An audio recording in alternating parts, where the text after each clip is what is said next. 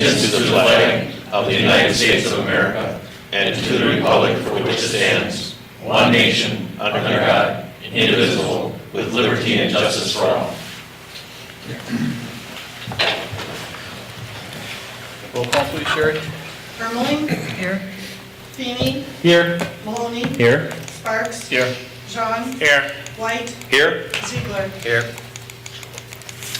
Okay, public comments. Is there anybody either in the audience or online that would like to make any comments? See? Please step up, state your name and address, please. Steve Cronin, 5402 Hewitt Avenue. My name's Steve Cronin. My wife Janessa and I are the concession operators at the Weston Aquatic Center. I said it 2 weeks ago and I'll say it again tonight. The Aquatic Center is a great asset to the citizens of the village of Weston, as well as the greater Wausau community, and provides a fun and safe space for many of our children to cool off on hot summer days.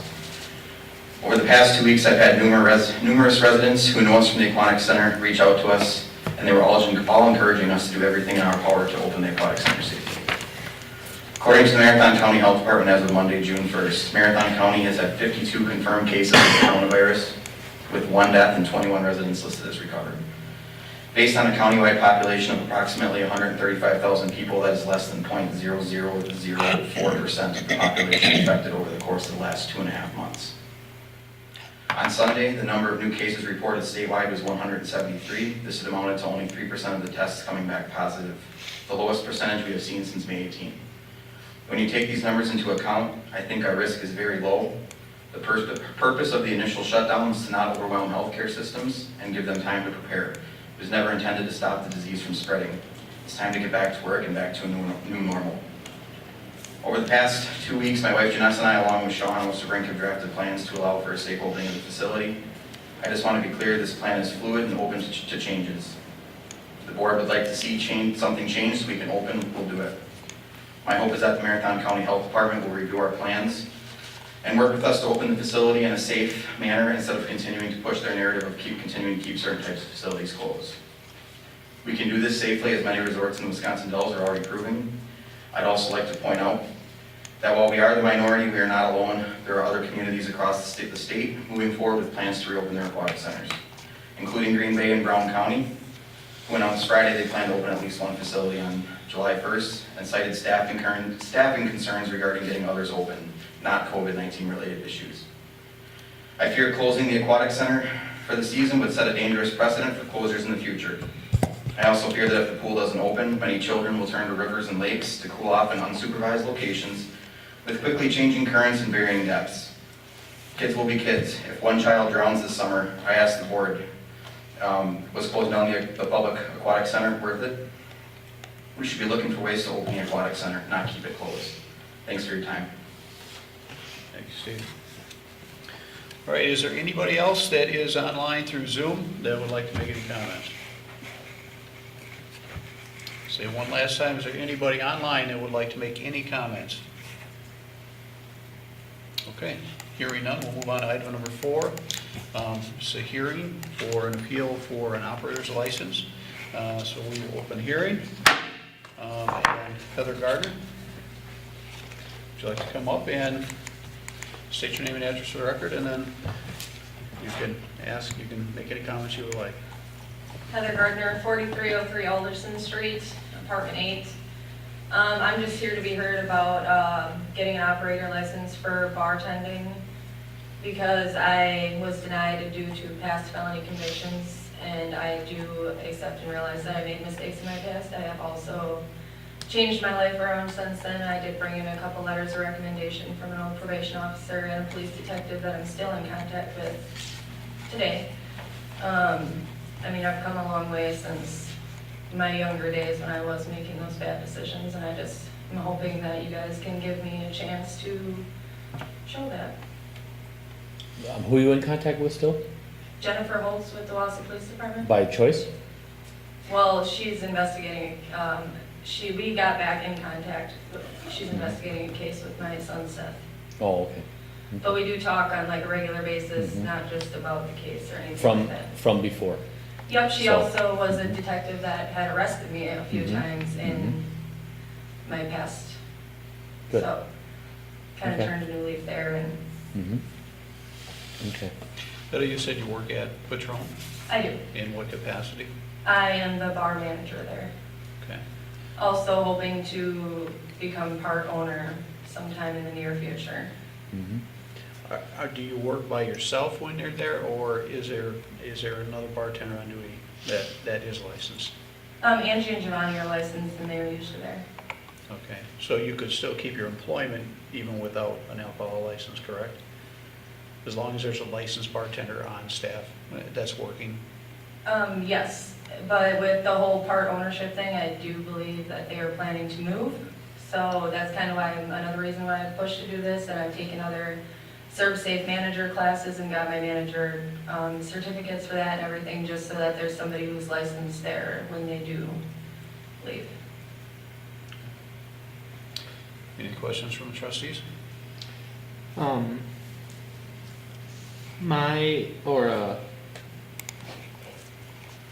understand that most of us make mistakes while we're young, and I read the letters of recommendation you had. Outside of that letter, is there anything else you'd like us to know? What's, without sounding too blunt, why do you think that you've earned a second chance? I believe I've earned a second chance because, I mean, obviously I made more than one mistake in my past. It took me a long time to learn and become what I have, like get to where I have.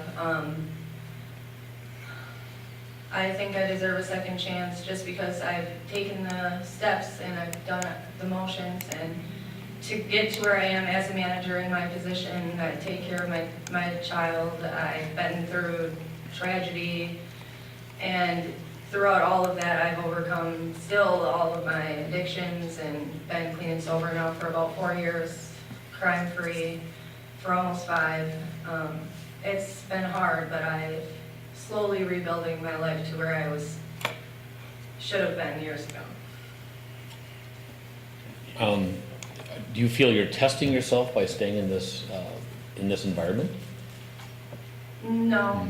At first, I had some limitations about staying in the same Mhm. area, doing, Mhm. the same things, but I cut out all of the old people I used to talk to, some even family.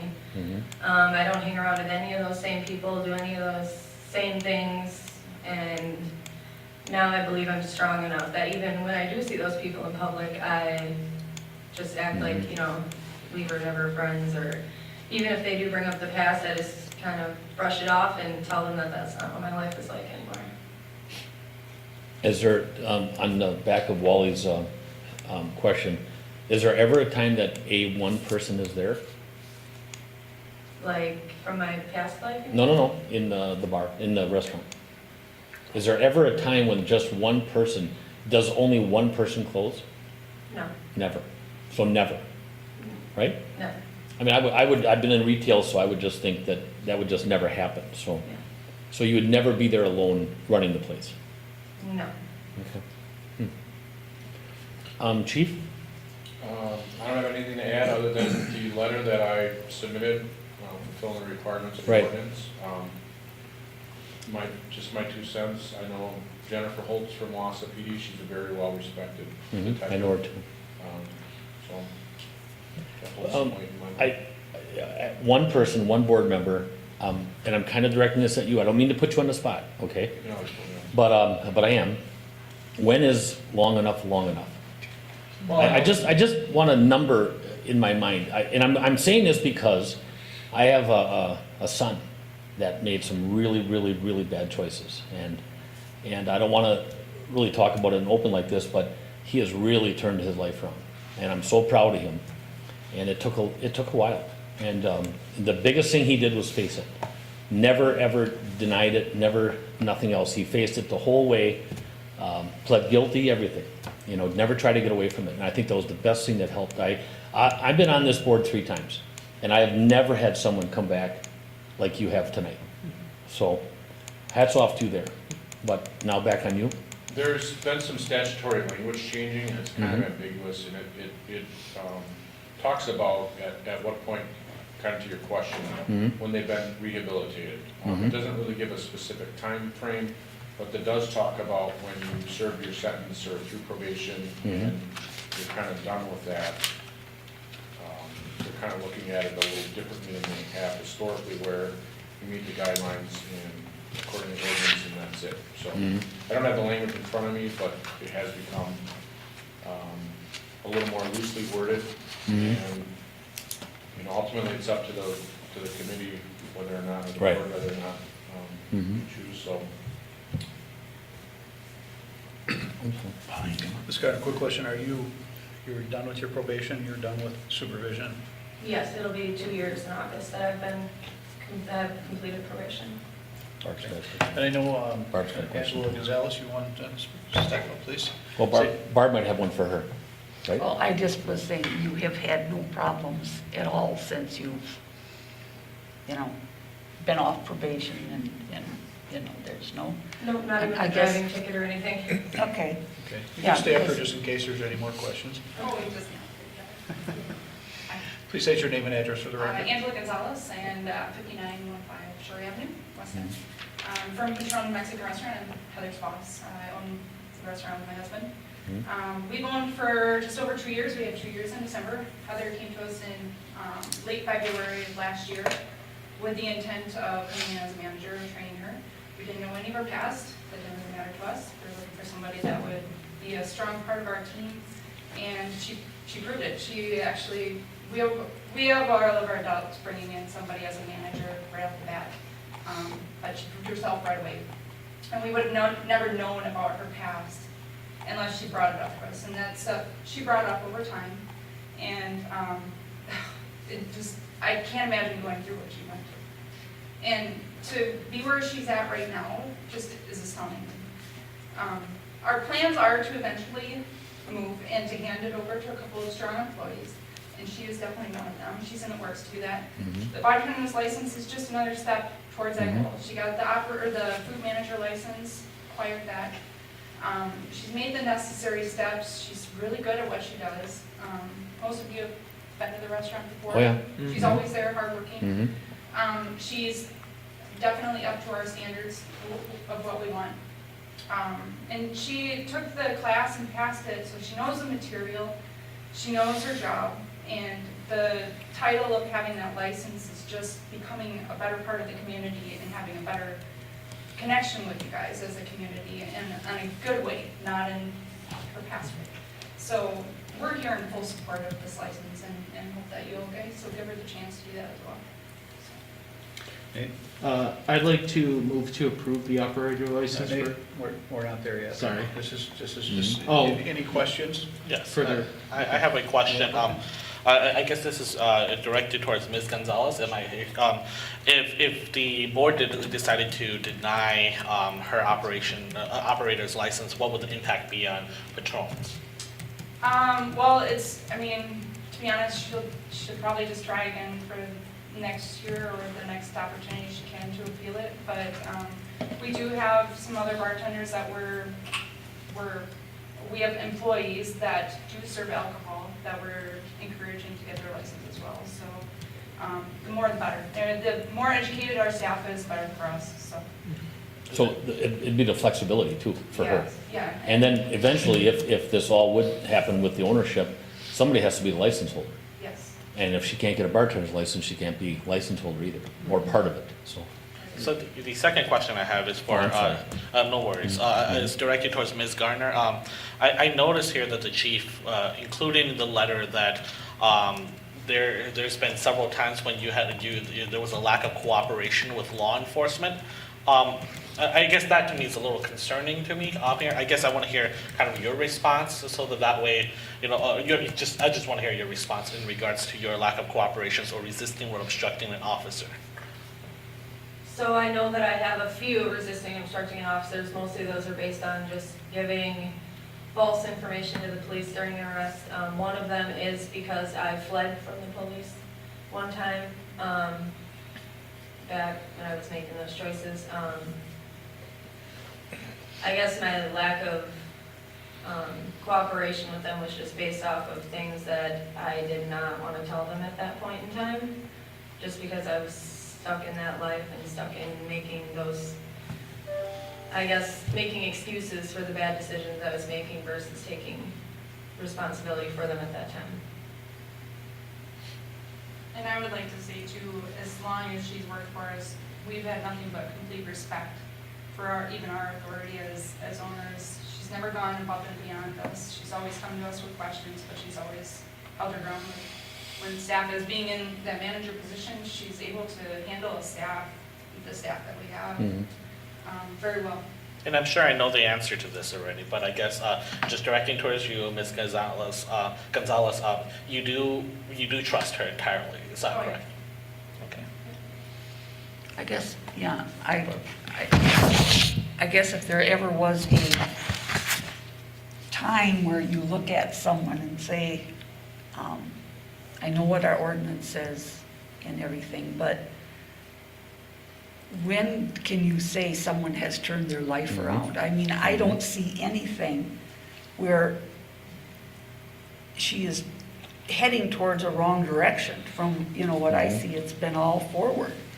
And there was no hiccups, she went forward. So to me, why would you penalize someone for, But it's still on the hearing portion, so. Right. You have questions or anything? Yeah. Because then we'll close the hearing. I have one then more we'll have question, discussion. if I can.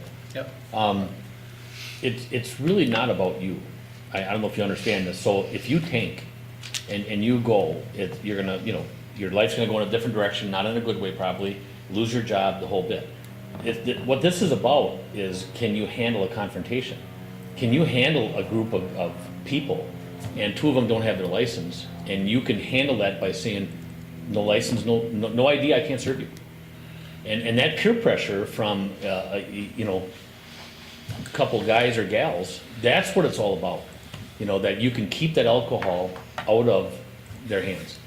That's a big deal, because there's a lot of that does happen, and you have a way out by an ID. And I've been at places where, people don't get in, for that reason, or they don't get the drink because of that, and I try to vouch for them, I can't do it, Yep, so I've had a couple instances of that already where I had to tell people I couldn't serve them alcohol.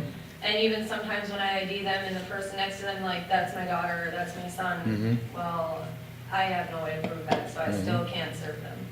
So there actually already has been instances of that, or people trying to say, this is my daughter, she can drink with me, and I still don't allow that, because there's no way that I can prove that that's that person's daughter, or, A table of 8, and two of them stand up and say, well, then we're gonna leave. then I respectfully tell them that that's their choice. Okay, And that's the standards that we Yep. put in from the beginning. that's what it has to be. That's what it's about. Okay, any other questions from trustees? If not, any other comments? Okay, we'll close the hearing. Now, item number 6, we're looking for action and no discussion. Move to approve the license for Ms. Gardner. I'll wait till you get to the question. Okay, I'll second it. now we have motion by Nate, second by Yi on the question. I really believe this is one of those situations, I think, Wally, you helped draft this particular part of our ordinance. And if we're going to do this, I think we should take a look at the ordinance to accommodate these situations and not, right now it says 10 years. Anything, particularly when it talks about felonies. If we're going to do this, I don't have a problem with it, but I think we need to take a look at our ordinance so we're not tripping on our own shoelaces.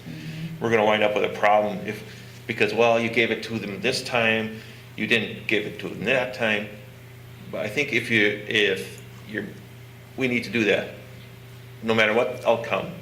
Because as Chief Schultz said, the state has kind of loosened the criteria, but Yeah, and I agree, I think we should get some of the language that they updated, what they consider rehabilitation and what that definition means should be incorporated into the ordinance. But this example has to come along with it.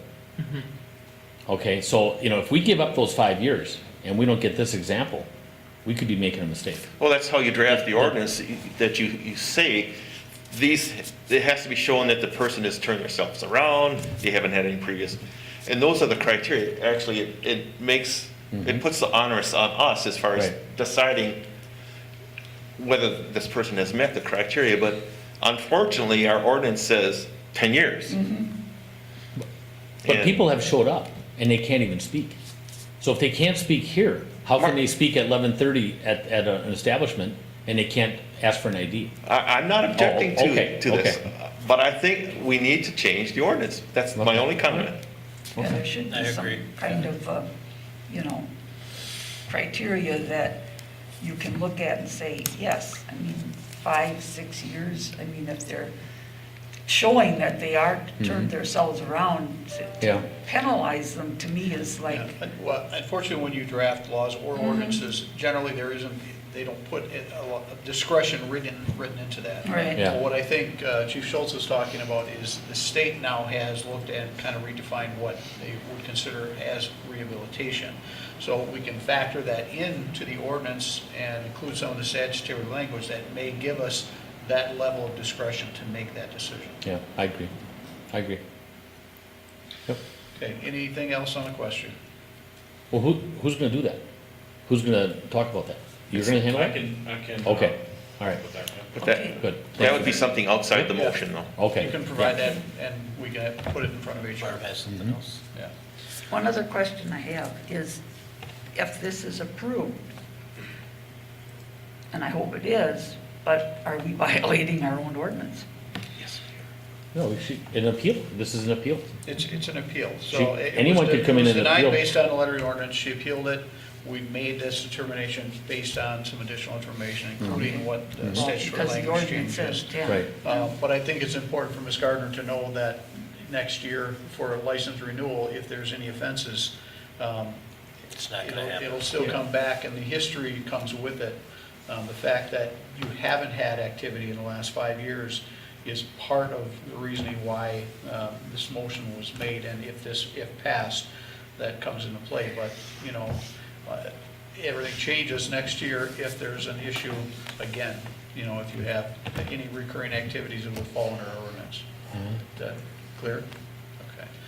All right, anything else on the question? All in favor, say aye. Aye. Opposed? Motion carried. Good job. Good job. Thank you for coming in. Yep. Thanks, Clay. Item number 7, Dale Grosskirth, I believe he said he might be running late. He was going to do a presentation on behalf of the county as the Environmental Health and Safety Director. I know it'll probably come up, Sean can talk about it later when we get to that agenda item, but when he comes back, we'll try to get him put back into the agenda. So item number 8, approval of minutes from the Move to approve. 18th. Motion by Or- Maloney, yep. second by Ziegler. On the question? All in favor, say aye. Aye. Opposed? Motion carried.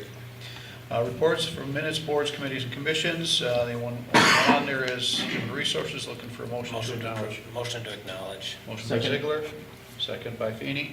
On the question? All in favor, say aye. Aye. Opposed? Motion carried. Reports from departments administrator, Keith. My apologies for not getting the report in the packet.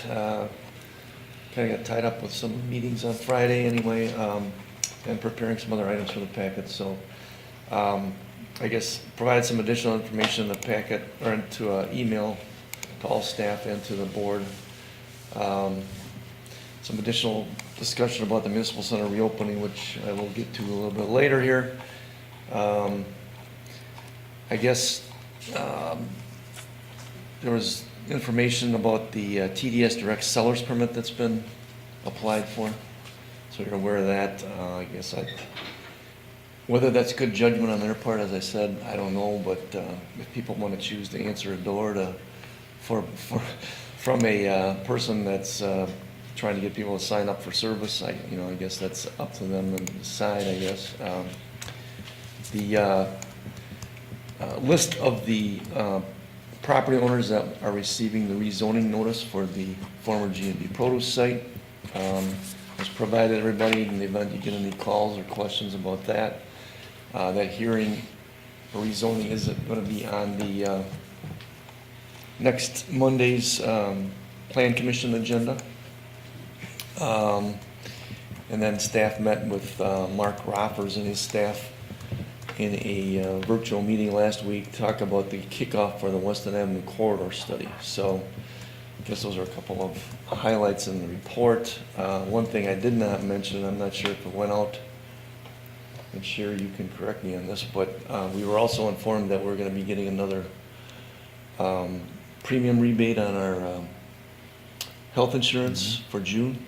I may have been reported earlier, I guess. I'm sorry if I'm being redundant on that one.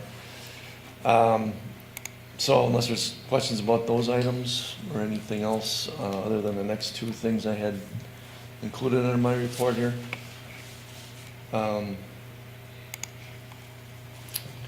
Wanted to talk or follow up on our discussion about reopening access to the municipal center by the public. After our discussion last time, I guess, was left, I guess, to try to take this on in a little bit more deliberate fashion. So I guess my recommendation, after kind of giving you the update in my report here, is that I would like to at least get this ticket window in our vestibule put in before we entertain reopening the door. And then we would still require appointments or people to be paged before we would come and meet them out here through an intercom system, which I think has been repurposed or salvaged from something that was in place over at Everest Metro in the past, I'm told. So that we do have that equipment at our disposal, and whether we get that this week or next week, I'm thinking we should be able to at least have that installed by the end of next week, if nothing else. But I guess I would like that to be the milestone before we consider that.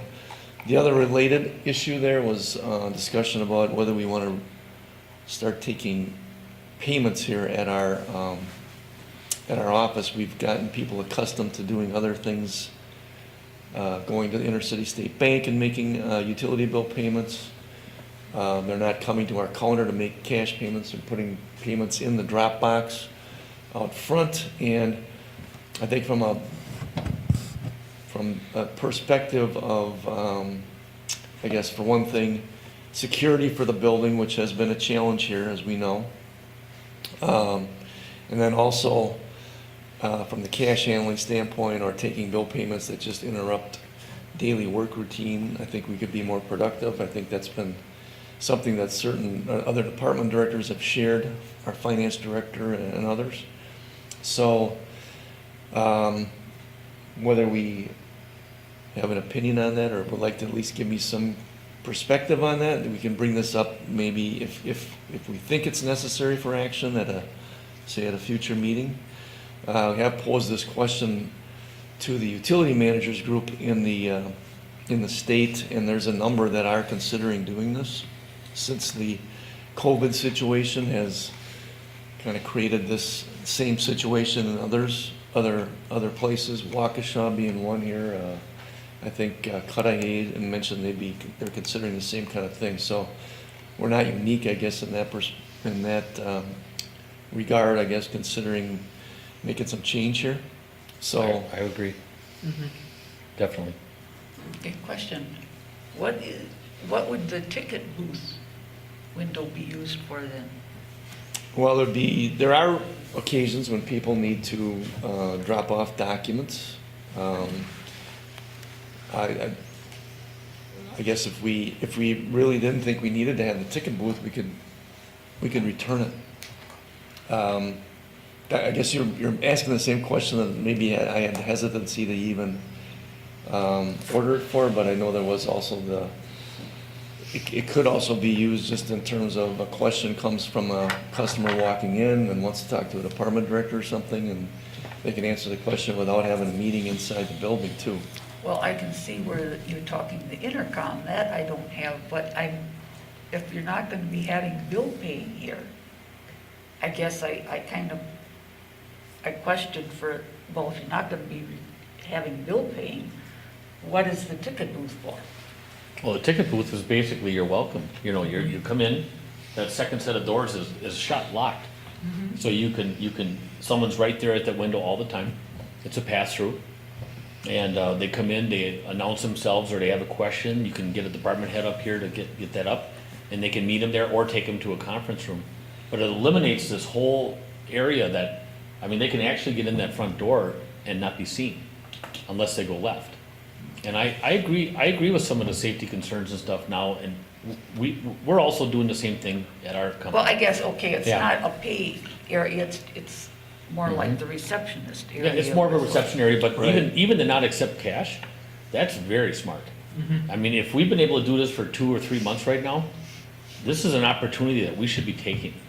And I think, I know it's the way we used to do it. I mean, I used to do it that way. I used to do my stuff at Wisconsin Public Service and all different places.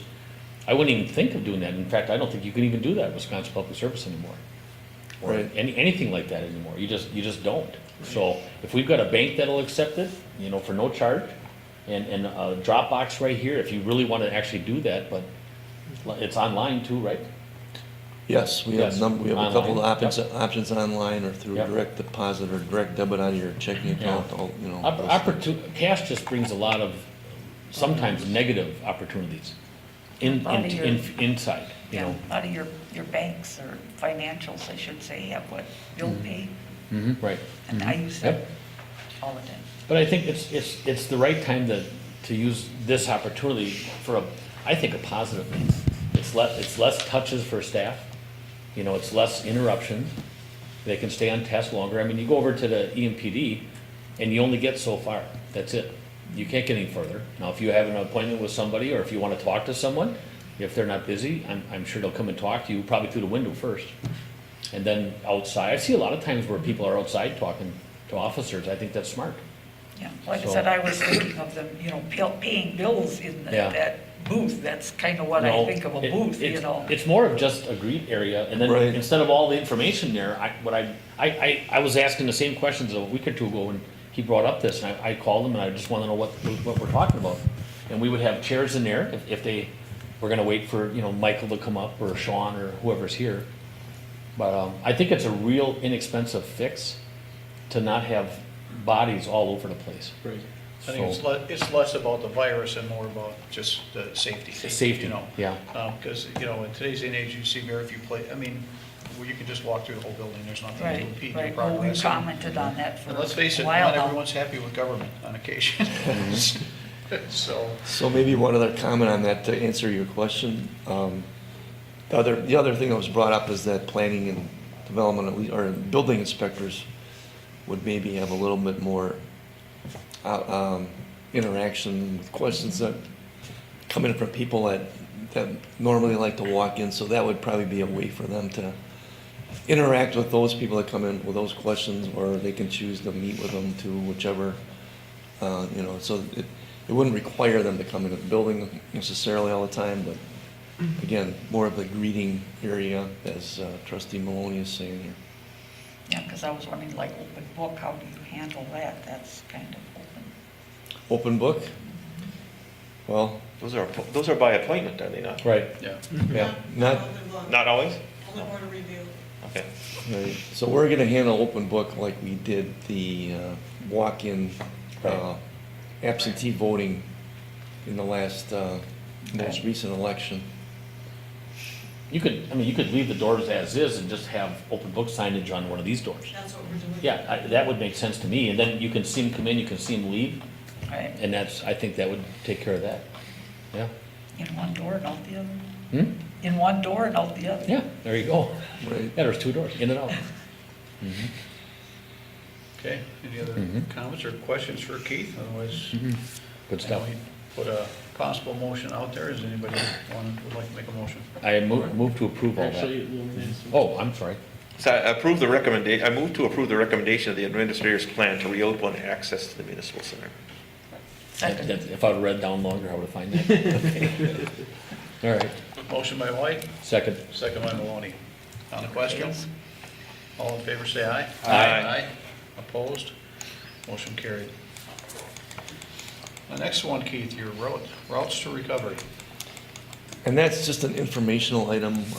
Trustee Maloney had forwarded me some emails, and then we, of course, got bombarded with some others from the League of Municipalities, and I guess it's the Department of Administration announced that there's these funds that'll be available to all Wisconsin counties, towns, and villages for COVID response, and the dollars available was, I don't know, population related, and I'm sure there are factors, but you can look at the whole list. There's a, what's that, $20 million or something. 200 million. 200 million, I'm sorry, wrong number, but we're eligible for 254,000 some odd dollars of assistance, I guess, on COVID response. So I guess along the lines of considering purchasing some of this extra cleaning equipment, which I think is gonna be the new normal going forward, we could probably apply it to that. This fogger that we've been having the ability to use through DeSabra School District. Obviously, I guess that's gonna discontinue when they need it for to start attending to things at their buildings. So I guess I would consider purchasing that. It's a $4,000 item. It's not cheap, but there's a long lead time on it, unfortunately. Is a grant application process been put out yet? There's some information on it. I think Jessica Troutman looked at it a little more in detail. There's some deadlines on, or milestone dates on, you know, when you can first start applying, and they'll review how much you've applied for and things like that. I think it shoots all the way to November, right? And then I So, think it yeah. even has another year of grace. Okay. But I think you can apply for labor, your elections, all your extra expenses for that. I mean, it's anything, even just remotely attributed to this. So, okay, well, that's what we have to get clarification on. 'Cause we certainly have some- PPE, hand sanitizer. Everything, yep. I have a Anything, question. you could, the expense for Nate to hook up home workstations, that can be applied for there. Yep. Yep. Lauren? So this says, from what I read, it looks like it's per capita based. Yes. That means that money is available, you still have to apply for it. In other words, they just don't give you $254,000. Right. Well, you Yeah, have to give them a reason to give it to you. Right. You have to show them invoices or show them costs. Right. And, the least you can get is $5,000. But like Milwaukee's getting over $10 million. And, Okay. I That's the can't only imagine question I us not have. getting that full amount. For Well, all the I don't expenses. think we need a And motion, ongoing. but obviously you'll be working diligently on Right. So, the application process. Well, this right here, this process right here. Yeah. Should be able to Right. put all that right to it too, absolutely. so just FYI, it also applies to any public safety matters too that were related to COVID. So I don't know what EMPD may have that would be potentially part of our allocation that could be contributed there. So we can look into all that. And Town of Weston. Unless they got I don't think EMPD would have gotten a separate allocation. It'd be whatever through the village, so. Town, village, city, and counties. Yep. Right. So, more to find out. All right, anything else at all, Keith? I guess maybe going back to the municipal center reopening, the topic of masks came up in the HR meeting tonight, and whether or not we should be having all employees wear them during the day. So that's another topic I guess we gotta look into a little further as to what's the right thing to do. Or the best practice. I have not heard other municipalities are having everyone wear masks. There was kind of a opinion from one of our committee members that was something that is a best practice that might be recommended. So I'm hearing that I guess the North Central Technical College is having that done, according to what Michael told me in between meetings. So, I find it just ridiculous because everyone has different opinions. World Health Organization says don't wear masks, CDC says wear masks. It's really difficult to try and make decisions when all the alleged experts can't even agree on what to do. So a lot of it is up to individuals. If they have concerns, they should take their own precautions. We should have masks available for staff if they want it, but I think that's an individual decision for them if they choose to wear them. Well, the thing is with masks, I wear the mask, it doesn't protect me, it protects you. Thank you. So if you're in a workplace Mhm. and you're concerned and you wear a mask and the rest of them don't, what's the point of wearing it? So who's right? CDC, World Health Organization, who's right?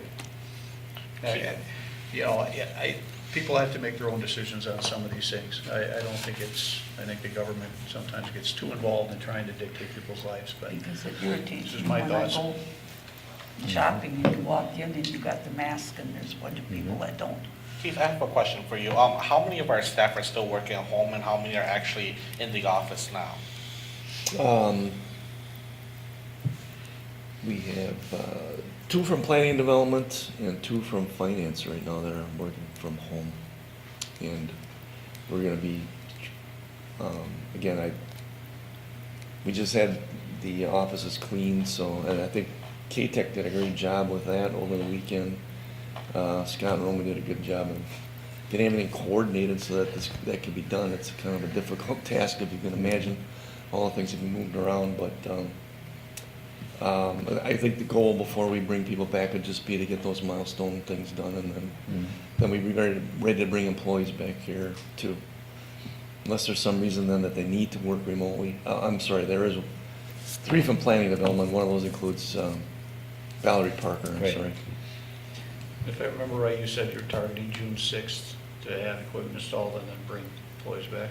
Was that? Well, we believe we'll have this ticket booth by the end of the week, but I guess if I was gonna have to put a date on it, I would say it's more likely the following week, so. Okay, all right. Okay, any other questions? Keith?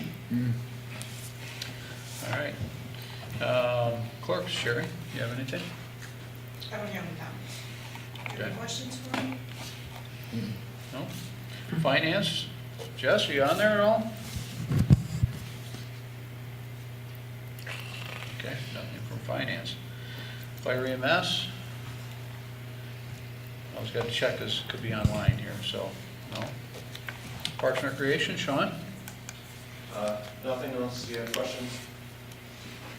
I did get a message from Mr. Grossberg too, that he was still at the WASA meeting, but he should be here shortly. Okay, all right, we'll slide him in when he gets here. All right, questions for Sean? Just a note, not, about the pool, the Wausau committee voted 4-1 to open their pool. 1? Two. Two Two pools? pools. 2 pools. Oh, out of 3. Yeah. Okay. But it needs to go to their public health and safety yet. Right. And then Right. City council next Tuesday. It is Okay. not the final determination, just one hurdle. I had just a real quick conversation with Mr. Weisbrink. Can I share that? Would this be appropriate now or later? I called him on the weekend because I just happened to be driving by Kennedy because I wanted to see if the skate park was open. But then I saw the buildings and some dirt and some trucks and some stuff all in that corner. And I just thought about, and maybe we're thinking about this, but I think with the new building, that I think we should make that corner of the park, and not a place to work out of. And I don't know if you agree or not, but that's just my opinion. But I thought, why not make that the park, So then the only thing that's not the park there would be that one home over on the other street, so. But why shouldn't that be the park? Why should that be buildings and maintenance and stuff? Why can't maintenance be, on all the acres we're gonna get over here on Camp Phillips? And that was the plan, that was Yeah. proposed in the. He had said, he talked about it, yeah. That park staff and everything's moved to the new facility too. Yeah. There is, one of the buildings is a well house though. Okay, I should mention that. okay. Yeah, you didn't, but okay, I didn't know that. Okay. Anyway, okay. All right. Thank Thanks, you. Sean. Plan Development, Jen, are you on?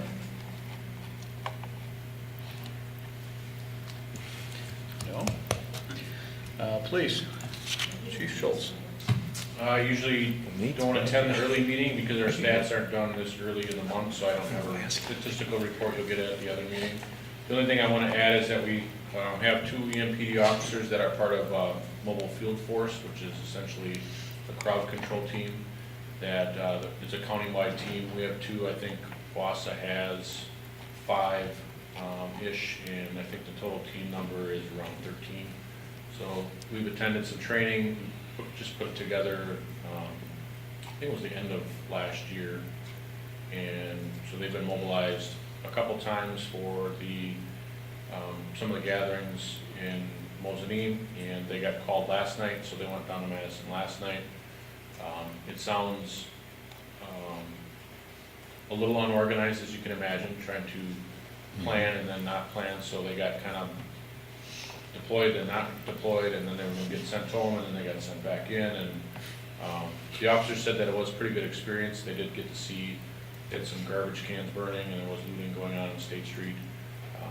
Thankfully, nobody got injured. I didn't read that an officer from Wassa PD, they got a rock thrown through their bus window when they're being transported back to their personal cars, or their car to get back home.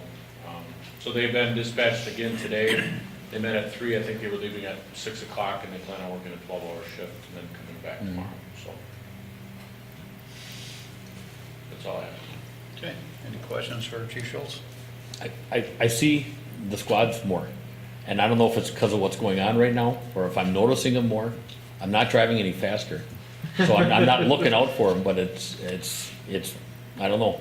When I see them, I smile because nothing's going on. They're just driving by. I got a In call the from- neighborhoods and everything, so I got a call it's, from a resident today, and he goes, what's going on in our area? I've seen squads almost every day now. And I said, well, part of it's if that's this by virus design, it's putting smiles out there. I mean, this is really wild times, I'll tell you. Yeah. It's just very nice to see them rolling and not damaged, and it's another reason why I don't live in a big city. Okay, any You think we have a other? connection there, Nate? Wait, You think we have a connection though, or no? connection? Is anyone remotely connected here? Yeah, I was gonna go test mine. Okay. Okay. All right, any other questions for Chief Schultz? Good job. Yeah, thanks, Clay. Public Works, Michael. Yeah, I guess not a whole lot to add, well, I guess I didn't have a report, but we did finish up the kayak launch over on Highway J on Friday. It was paved, so Looks pretty nice. looked like people used it over the weekend, so just have a sign to install over there, so. No damage yet? I haven't seen any damage yet, no. Why There's not a whole lot damage? of Why? damage out there. Why do you say that? Because that's how police officers think. When Oh, anything new comes okay. into the village or anywhere else, we're Yeah. like, fans want to wreck it first. Tagging it. Yes. I hear a few that tip over. If you have something But nice, other than someone's out that, there no. ruining it. Okay. All right, technology, Nate just left. Is he online here now, or what? Well, apparently we have some problem with the speaker and anyone that's connected remotely right now, so I don't know if they're able to. It shows 8 participants connected remotely. Oh, No, yeah. no okay. sound. Okay, I know Nate did want to, I guess, show kind of the interactive mapping that he's got going on for the water utility, kind of the flushing thing, some of the other updates that him and Will have worked on, GIS. So I don't know if he was gonna do that, I thought he had it queued up, kind of, Speaking of, but I don't know if he's, where he exactly is in the building right now. right there. right there.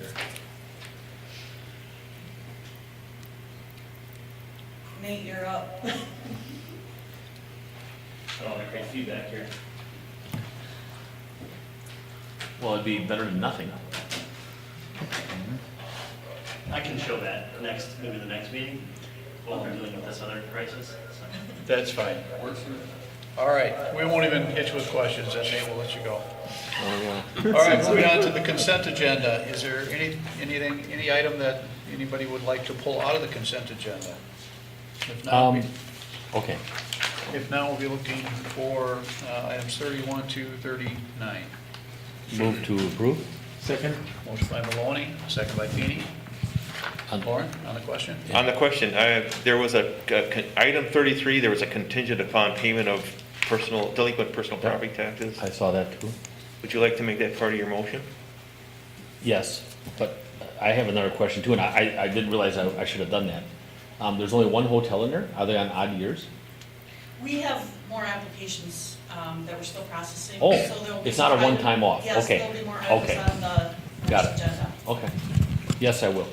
Okay, So Does then it have to the go- motion yep. be contingent Yep. upon paying the taxes Same. and second on that. Thank you, Lauren. Okay, on the amended motion, all in favor say aye. Aye. Opposed? Motion carried.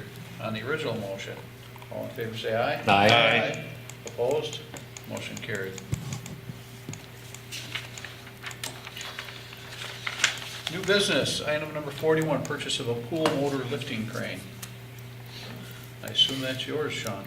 Yes, so in the packet of information, that was one of the items that was listed as obviously a employee safety issue for removing the pool motors. We have 4 of them that we will to be removed with this lifting crane.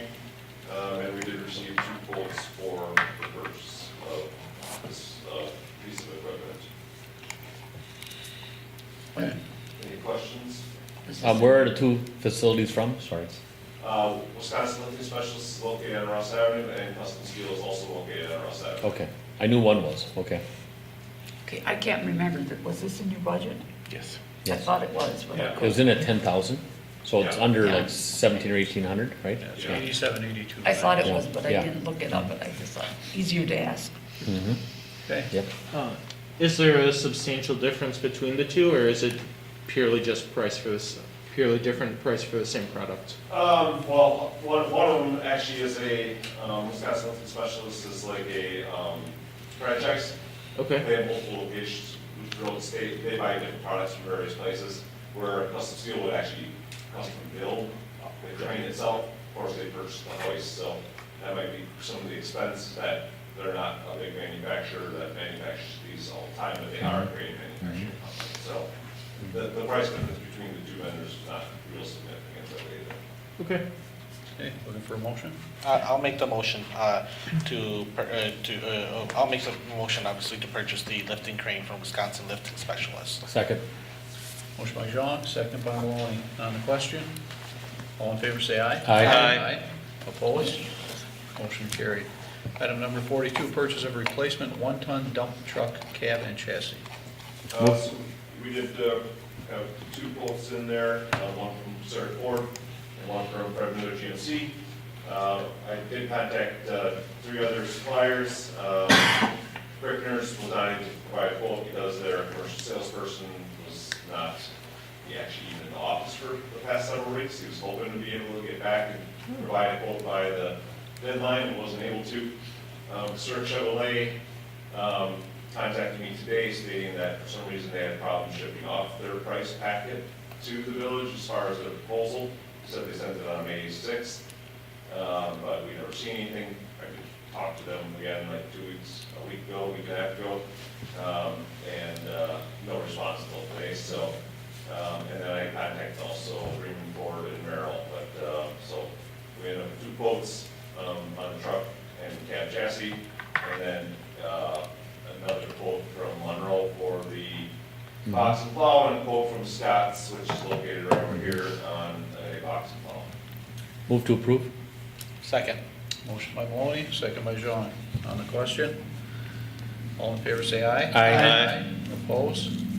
Motion carried. All right, I see Mr. Dale is here, so let's go back to item number 7. And Dale, would you step up to the podium, and he'll be giving a presentation on the COVID-19. I apologize sincerely for being late. I really didn't think that it was going to be down at the city hall quite as long, but it was a voracious discussion. Vicious Is it okay if I take this off so that you Sure. can see my Yeah, face? sure. Just because Mm-hmm. I think that sometimes I lose some conveyance. You don't see the smile that's behind the thing. I'm largely here, I'd like to be able to answer questions that individuals have. But basically, what has been done is the city, we'll back up a little bit. When the state had Safer at Home, all of the pools were closed. And then with the change for pools, when Safer at Home, the injunction occurred, that changed everything back and pools could open up. Largely, we were dealing with our hotels. Seasonal pools hadn't been too active at that point. When our health officer wrote the Marathon County COVID Order #1, it was with the advisement that the individuals in the business community to look at the guidance from CDC, from Wisconsin Economic Development Corporation, DHS, in making decisions on opening anything. There's good guidance in there to direct businesses and pools for opening. So that said, just recently, in fact, just last week, the DHS, I throw out all these acronyms, it's probably annoying if something doesn't sound right, just stop me. So DATCAP had Department of Agriculture, Trade and Consumer Protection oversees the regulation of public swimming pools. They came out with guidance that also, along with WEDC, supported actions that should be taken. Then the State Department of Health came out last week and advised against. Now, all of this, I have to preface it, there's no rule, there's no law, no requirement. It is all recommendations and guidance for how to open up and manage the pool. There are challenges. I mean, there's a difference between a hotel pool, most nights, Friday night, Saturday night might be a little wilder when you've got kids, versus the aquatic center. So it's just a different beast altogether. When you've got, I don't even know the capacity, Sean, of how many you guys get in there, but it's can be quite a few. And managing a bunch of kids racing around, that's the biggest part. Because ultimately, the biggest impact to limiting the spread is social distancing. We're doing that here, we're doing that in our work, masks, that sort of thing. It doesn't work in swimming in the water, but how can you control children and even adults? And we see that out in the community as well. There is one thing, and I don't say this by any means to sound like a threat, because it's not that intended, but when Safer Home ended and the Wausau Chamber of Commerce weighed in, they did say that the recommendations that are out there and available are there to guide industry and businesses, and to not do so, you assume some liability. And I only say that once, because that's enough, because you're aware that you have liability with operating the pool anyway, but just in this scope. So, the thing about pools, and my kids were littler, and when they were there, there's just horseplay and horsing around, and it's just tough to separate kids. It's part of summer, honestly. You go to the pool, you get swim lessons there, you meet your friends, you give mom or dad or whomever is, grandma, whoever is watching the kids a bit of a break, and then they can come home and sleep like you want them to. It's part of the adventure of childhood. And so none of us, and I can say this honestly, nobody, I should say maybe just for me, no one wants to see, I don't want to see the pools closed. But how do you open and manage that in an environment that the pools present? I'll stop with that because I feel like I'm starting to sound like I'm a pulpit and preaching it. I want to answer questions to the extent that I can. And maybe I'll finish with this one. It's still novel and new. There's a boatload of stuff that we don't know about that we're learning. And there seems to be new data, and somebody else is always telling me something that I wish I knew about. So I can't filter it all in. So, have you had the chance to review the plan that Director Osterbrink put together? I glanced at, I just got a chance today that I took some time and went through it. There were, I think, 3 comments or recommendations in there. The one that I can think of that kind of stands out, and Sean, you may have to refresh my memory, was just talking to staff and making sure they're signing off saying, I'm not exhibiting any of the symptoms.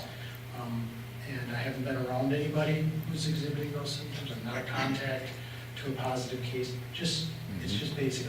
A number of industries are doing that on a daily basis. It's a good idea. And along that line is just having a backup plan. If you do get a youth or a guard that's positive, whomever they have had close contact with their constituents, now they're out of work for a period of time too. So that's the conundrum of trying to balance this. You're not just affecting one person. I did take a look at a couple of comments. What's your opinion on the plan? It seems like he's looked through things. I have to be fair, I can't give an approval to anybody's plan, because at the other side of this, if something unusual is happening there regarding disease or outbreak, we could end up having to come in, and that's just an awkward spot. Disapproving the plan you approve. But, if he's, and I believe Sean has combed through the WEDC guide, CDC's guide, stuff from DHS and I believe he's got he's fairly robust.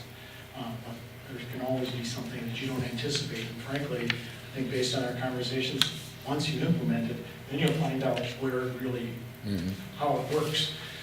Because plan on paper is just a plan on paper until we try it. But it looked, good. I didn't see anything else other than the recommendations that I suggested. Okay. I have a feeling he spent more time looking at those than I have, actually. All right, any questions for Dale? I don't know if it's you personally or the county health department, if we had a confirmed case that origin was at the aquatic center, would the plan be to close it? It kind of it depends. It sounds like a wishy-washy answer. It depends on the extent of the exposure. If you've got all of your guards are also impacted, well, now it's almost like we have to. We don't have the staff to maintain it and to keep it, the cleaning, the oversight. We take each instance like that kind of on its own, but that could very well be part of it, is working with you and Sean and saying, look, this is what we see is happening. And none of this really happens quickly so that you know 2 weeks out what it's going to be like. We find these, 2 weeks ago, for example, we were at 32 cases. As of, I believe, yesterday, maybe it's still the same today, we're at 51 in the county. And granted, that's spread out over a big county, and when you reflect that down to southern Wisconsin, they'd be happy to have our caseload. But what it tells me is it's increasing, and that's partially due to testing and people going in to be tested. That doesn't mean that we didn't have a lot of positives we didn't know about. But ultimately, the answer to your question is we would be working with you and trying to ascertain the extent of the positive. Thank you. The only question I had is, and not related specifically to the pool, at what point in time, or is there discussion on when they start testing people for antibodies and people who have already had this? I mean, that seems to be the big wild card is, they've done a couple just spot analysis, California and New York, and about 35% of people who walk around healthy had already had the antibodies. So, when you talk about resuming normal activities per se, that seems to be the wild card that needs to get addressed. So is that even in the works at some point? I realize there's a lot to catch up just with the initial testing, but at what point in time do they do that? And I don't know the best answer that I want to give you is like when will it be happening locally? I know that there have been conversations at our department where they're talking about that type of testing and that, what does that mean? I've also heard conversations where they've just said there isn't necessarily a immunity. Once you've had it, you're okay, like measles. So people have gotten it again, apparently. So it does give us a sense for how widespread it was in the community and what we didn't know about beforehand. And honestly, we don't know how many of us are walking around. I've heard the statistic two different ways. I've heard 25%. I've heard 33, a third of us are asymptomatic. We've been exposed to it, and whatever we're feeling, I'm feeling a little achy and tired right now. Is that related to COVID? I'm not. I just made that up. I was just gonna say. Just so that people I was just gonna say. But I'm feeling a little bit tired. It kind of headache. It hasn't shaken for a while, but then eventually it goes away. Yeah, I've had this in and out headache. Is that related to it? And we really didn't know that also the sore throat you had for a few days was part of this too. Not everybody shows the telltale signs of shortness of breath, fever, and difficulty, or coughing. So I wish we'll probably get to that point as well. Sorry, long-winded answer on that. That was a good pause. That was just a perfect pause. Yeah. Good stand-up. Yep. All right, any other No, I don't questions have for nothing. Dale? Dale, thank you for coming. Thank you for coming by. Thank you. If you had to rush over here, sorry, but No, we heard you were in another I meeting, felt so. just rotten because No. I'll be out of there by 6. Plenty of time, plenty of time. Thank you. I was gonna say, you haven't Nice been to seeing you many again. local municipal meetings, have you? This is an interesting topic. Okay, item 43, first one on their discussion and consideration on opening the aquatic center. Is that Keith or Sean or tag team? Probably a tag team. The material in the board packet includes 3 things. Sean's opening plan, which actually probably is the center of the discussion tonight. Actually, it was left last time for him to come up with this plan. He's gotten some input, feedback from people at the YMCA who we would be partnering with to manage the facility this summer. And they of course are would be responsible for making sure the swimmers are safe. That was the whole purpose of having them there, training the guards and so forth.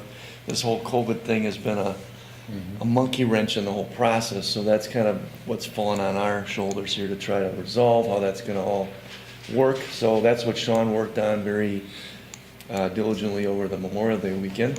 And I think based on the feedback, there's some improvements that were suggested. I think they may already be included, but I guess I'll let you talk about the plan then, Sean. So, we know that any plan is just a plan, and we know that, it might not be ideal, might not work the way we expect it to. We have had several people take a look at it, like Keith said, we've met with the YMCA a few times, talked about, some other additional things we could do in there, some things that weren't necessarily addressed in full detail, things that we could do better, stuff like that, just facility-wise too, to improve, flow into the facility, stuff like that. Dale made some comments on the plan, which basically it's the employee check stuff in there, and referencing, like, do you have these symptoms, have you been around, et cetera. And then referring to the WEC guidelines for restaurant food service for the concession side. And then also TCP came out with their own guidelines last week, and it's pretty much identical to WEC, except for it says because we would have our drinking fountain closed down, that we have to be able to provide bottled water at the facility, because that's one of the requirements, or well, it's still a guideline to have the drinking fountain closed too, I guess, but I guess recommending as far as a touch surface and, the use of that type of facility obviously would be recommended to keep that closed. And I addressed, as many things as we possibly could, also address some of the, obviously, safety items, Red Cross issues. So if you see the guidelines that I kind of based it off of, because if you followed every one of the organizations that are putting guidelines out there, you could probably close it down just by reviewing the guidelines. So, but they're based on those 3 documents, pretty much. And then I've been working with Nate, trying to talk through, one of the challenging systems to put in place would be the reservation system. We do have a software system in place right now, but, some of the things that we've come up with that'll be challenges is, so you say you book this time period for 200 people, and then we're closed due to cold weather. Issuing refunds for 200 people or 400 people or, whatever had booked for that day, especially for doing all credit card transactions. It's a lot of work. There's a lot of work that Nate would be assisting with booking on the front end to get this in place. We also know that there's a lot of work in general to get these items in place prior to opening, and then following through with them throughout the time that the parts center will be open. So, but we know, and that's why we're putting the plan out, so we know what we need to do to provide this safer facility to open. Mark? You brought up reservations. So if I wanted to make a reservation for that pool, what are my time slots? I couldn't take the time away from the kids, could I? It's listed in there. Well, if you want to reserve time, we had 3 time slots, 11 to 2, 2 to 5, and 5 to 8. So if you went in and booked your online reservation, paid for it online. We would allow that? Yeah. And then, I know, you just said, yeah, so fast. So kids show up and it's closed? Because it's reserved? Yeah. Really?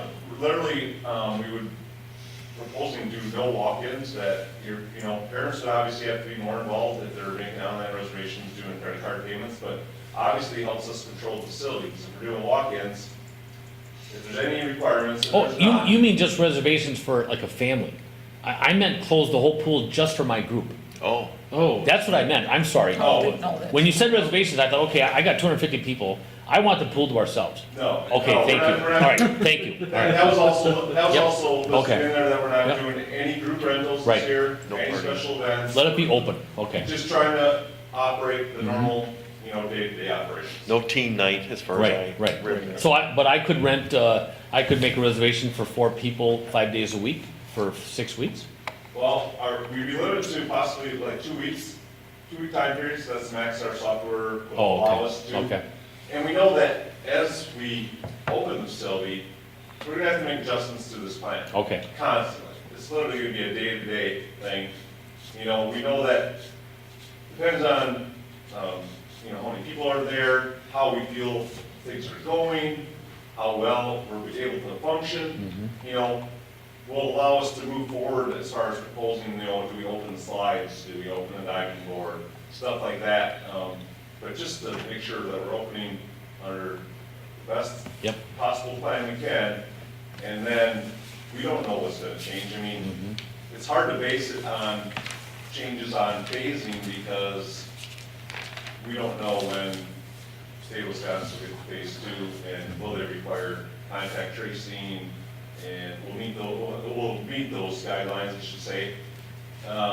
But also with the reservation system, it would allow us to track everybody's name, contact information as they come to the facility. We have all that information.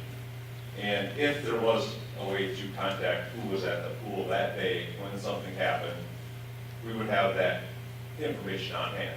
Okay. Okay. Nate? Sean, Barb? question, yeah, can you make same-day reservation? You can.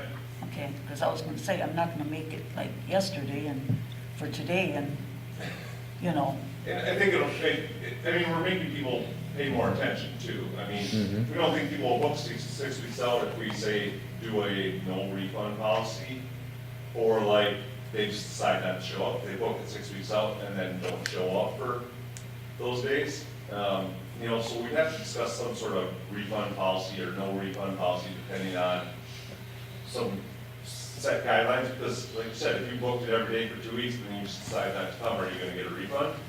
Or is it just for weather closures? Right now, we have a no refund policy. I'd leave it, I'd leave it. Yeah, I would. I wouldn't touch it. No refunds, period. It's too variable.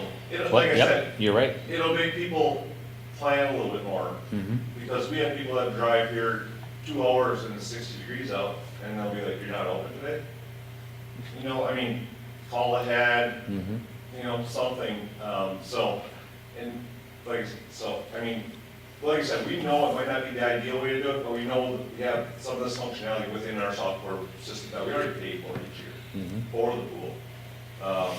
And we talked about wristbands, and we talked about pass only, season pass only. There's various options out there, but as far as making it ran orderly, we don't have people standing in the parking lot waiting. If we get out front and give this information to people right away, say, you can't just show up at the facility. We don't want 100 people in line waiting outside. We want people that have reserved this time slot, show up. Hopefully we're talking about it, staggering the times they can come into the facility during that initial open half hour before their actual swim time, staggering the time to come to the facility, coming in different entrances to limit, so we still don't have 200 people coming in one entrance at the same time. There's lots of options out there, lots of ideas, on what can be done to make it a safer place to come to. Some are proposing show up in your swimsuit, no use of showers. So you come in, you can use those restrooms, but you can't use shower areas. So you come in, swim, you leave with your swimsuit on. Obviously limits, touch points, contacts, stuff we have to clean. But I know there's requirements on showers too, for the facilities. We do have outdoor showers though. And showers, restrooms, toilets, those are all based on the capacity of the facility. And Dale's sitting here shaking his head because he's gonna say the same thing when I stop talking and don't cover it. But we do have outdoor showers that may cover us based on our current capacity that we're requesting. Not 867 people, 200 people. Yeah. So how many showers do you provide for 200 people? Or toilets or urinals or sinks. And in this day and time where we're just trying to figure out how to space people out enough to, provide that social distancing. And the biggest challenge, I think, in the operating whole facility is the social distancing part of it. Because we know that lifeguards are there to protect the water and not monitor that these two kids are close to each other inside the pool. And then we're putting our staff in a bad situation, dealing with people and trying to tell them that they need to maintain the distance. That's one of the big challenges, is obviously trying to be that enforcement for something that's, we know a lot of people, everybody has different views on it and what they should do and want to do. So it's definitely a challenge. That's probably the biggest wild card in moving forward. Good. And Sean, I think you did a pretty good job. There's a lot to take in there, and there's I a lot of know. details. It's probably gonna take longer to get the staff to read through all this and remember it all, but nice thing is, if we open on the 13th, we'll have a board meeting on the 15th, so you can give us feedback right away after opening weekend, and we'll see how it's going. Well, and as you see, there is a recommendation to defer the opening date, just because of the preparations we need for the facility staff, et cetera, that we would like to make the goal a little bit later in the month of June than the 13th. Okay. Yeah, I think, oh, go ahead. Okay. Let Lauren first. In the request for consideration, there's actually 3 questions that we're supposed to be answering here. At least that's the way I determined it. And I think Sean and staff have done a really good job as far as the writing is. When I read through it, boy, that's pretty extensive and covers a lot of contingencies that I wouldn't have thought of. And his thoughts that we really shouldn't have a firm date makes sense. I think if we do this, give Sean and staff the ability to open when they deem it's safe to do so or when all the work is done. That's just a thought. Oh, I'm for that. We have to get it finished. We're not done. We're not done with what we just did 2 weeks ago. So, and I came here tonight knowing that we weren't gonna approve it for today. We would approve it for whenever they're ready. Yeah. And in that time, there's stuff that could happen, I guess my question is going to be not so much opening or not opening, but my question is, how do we handle the finances of it? Because the best case scenario, and I don't think we're gonna be at the best case scenario, to be honest with you, is a loss of $3,682. That, that's nothing. But that is assuming that we're gonna have the room tax, and we're gonna be using the full amount that's budgeted in the budget, and our budget is going to be very short this year. Everybody says. Yeah, well, the taxpayers are the ones that are Yeah. paying this. And I look at it and I go, the room tax is not going to be there. Some of it, but not all of it, and it doesn't tell me where the room tax is right now. So I just look at it, and I'm looking more at the middle of the road of probably where it's, it could be going either way. And using the full amount budgeted from room tax, we're still gonna be almost 24,000 short. And there's going to be other areas that are short, and I just don't see this as being financially feasible, very fiscal outlook. I want to know what are our revenues right now versus budget versus actual. I don't see that anywhere. And I don't mean just the pool, I mean in general, because I don't know where we're getting this money from if Well, we're we short. can certainly have Jess provide an update at the next meeting. Because until I know what we're looking at, I could not approve something like this, that a small amount of, the pool is there, and like I said, when my grandkids were little, I took them there all the time. But just a thought, I haven't read through the whole grant, but there may be, since they had up to 254,000 allocated, there may be some of these expenses that we're incurring that are over and above with the pool that may be applicable. I don't know if I would that's the agree. case, but I would think that's something that Keith will certainly check into. That's where I had my end up for too. But like I You know, said, I want to know what the revenue actual and what we anticipated are and what our room tax has been at, because there is not a lot of activity at any of the motels that I've seen.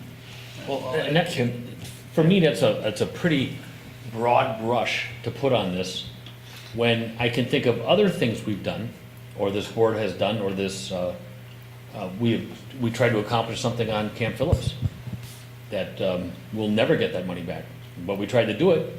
We didn't know where that money was gonna come, we tried to think where it was gonna come, we hoped it would happen, but it didn't happen. This is on a much, much, much smaller scale. We're going through a really trying summer, really trying times.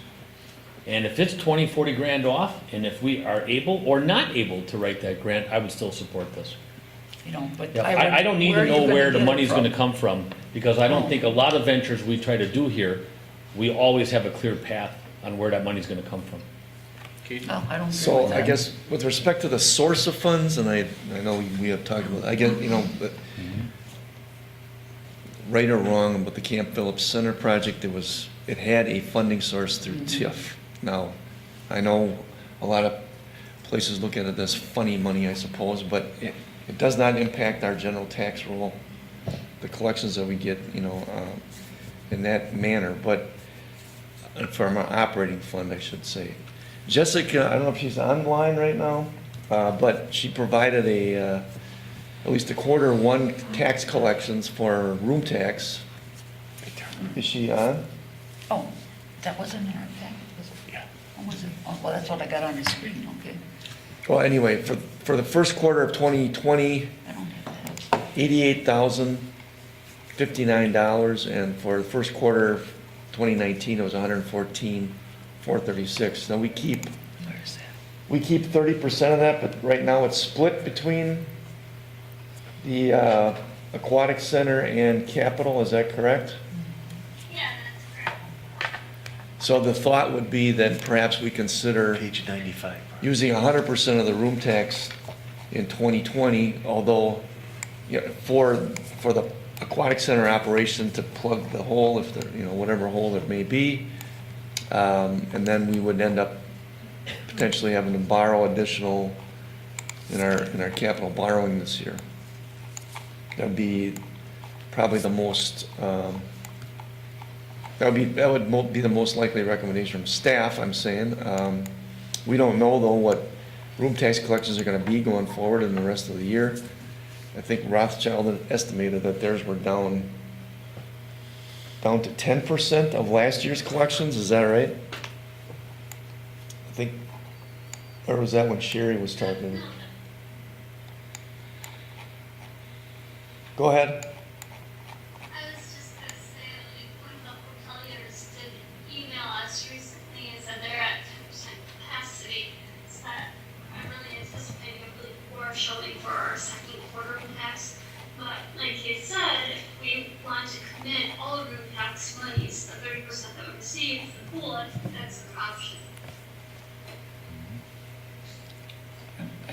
So right now with the 88,000, if we're retaining 30% of that, it's, Not quite 40 enough. it's not enough for the year, no, that's for sure. Well, I mean, bottom line is, you know, the village exists to provide services, you know, for our community. That's what we're here for. We don't make a profit.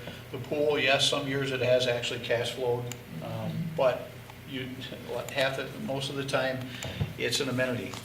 And coming off the heels of this pandemic where everybody's been, you know, locked up at home, they're gonna get out and they're gonna do something. And I think it's important that they have options to pool and parks, because, you know, getting stuck in your house for months and months, that's not living. You know, this pandemic is temporary, it will pass, but people need outlets. And I agree, I think the pool needs to get opened. That's my thoughts. Nate? I saw that Kaukauna and Little Chute were also going to be opening their community pools. So I spoke with them today, just asking what some of the things that they were doing. Kaukauna is limiting their limiting their patron group to just the city and the school district. A lot of the other things seem to be very much in line with what Director Osterbrink laid out. They're even doing the 2-hour sessions like we are. And in Little Chute, they are limiting it to residents only, and you have to show proof of residency to come in. I don't know if Little Chute is also taking reservations online, but Kaukauna is. And then having worked there are a few concerns that I have. Because this is such a novel year, our rules require that a child has to be 10 years old to be in the pool by themselves without a parent. I think that for this year, we should raise it to 13. They're more mature, more and more able to work with lifeguards if need be. And also, I wonder if we should limit it to just Marathon County as our potential patron demographic. Can I ask a question directed towards Sean? If we did limit it to just Marathon County, do you know of how much of an impact would that have on our income coming in?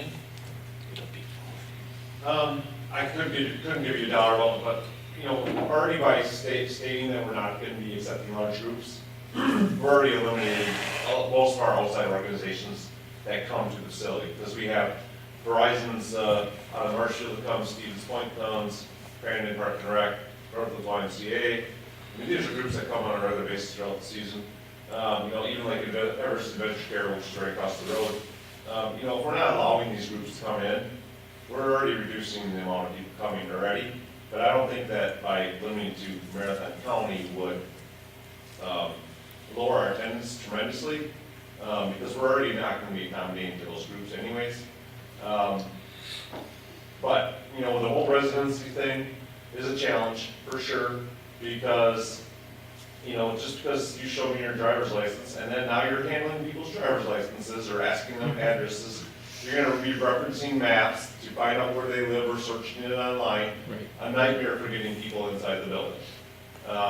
We did this non-resident, resident prices, and we got rid of it because it was a nightmare for staff, because nobody knows every address in the village of Weston. So you charge $3 for a Weston resident, and $4 for everybody else. You have to get the address, and they go to a map and reference it, and it just takes time to get people into the building, obviously, when you're doing that for every single person that's coming in. So, we obviously are going to be one of the few limited facilities open in the area, so, we might be drawing groups from outside Marathon County. Every county's handling these situations differently, but we know, Merrill's closed theirs for the season. We know that Stevens Point, sounds like they have closed theirs for the season. It's full and running right now because they had to fire it up. Marshfield's opening. We are going to be one of the limited facilities that offer opportunity where there's a staffed pool that offers a safe swimming environment to the public. Well, the reason why I brought that up is because if I recall, this board actually talked about the fact that opening this pool would be great and all, and should be safe enough to open it because it would be attracting a regional group of attendees that would be attending here. If we were to open it and allow other individuals, what if we end up having individuals from southern Wisconsin who may have get in contact with COVID-19 coming up here and causing infection? But I guess that's a whole different discussion. I just want to know, and when I mentioned earlier about potentially opening this pool, I had 3 certain criteria. One is obviously developing a plan to ensure the public health and safety of everybody. 2 is about making sure this is financially feasible, and obviously health and safety is and keeping keeping the whole place clean. I guess 2 of those 3 have met. I'm just a little concerned about the finances right now, and because I'm very hesitant about throwing our entire 30% of room tax towards funding this towards funding this portion here. That's just my thoughts, putting it out there. Okay, and Southern, go ahead. my question is if we throw the full 30% at this, what is going to be sacrificed on the village end, just the regular? Well, we use Well, the, what do we use the rest of that money for? for our capital projects. Okay, so- And we are planning to borrow for capital projects later this year yet, so.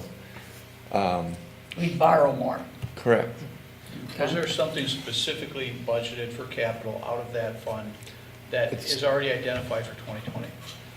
Gets mingled with other borrowing. I think Jessica could maybe speak to that. I thought it was maybe used more for some of our equipment purchases, but it really just gets pooled into the entire capital Yeah, the purchases. decision was made a while ago that all room tax money were going to be split 40,000 to the aquatic center and the balance goes to CIP. This is something that could be discussed at later, but currently that's the way it's budgeted, and it's really used to pay for lease payments, but our lease payments have been dropping off, so we were just going to use it towards some of the proposed equipment.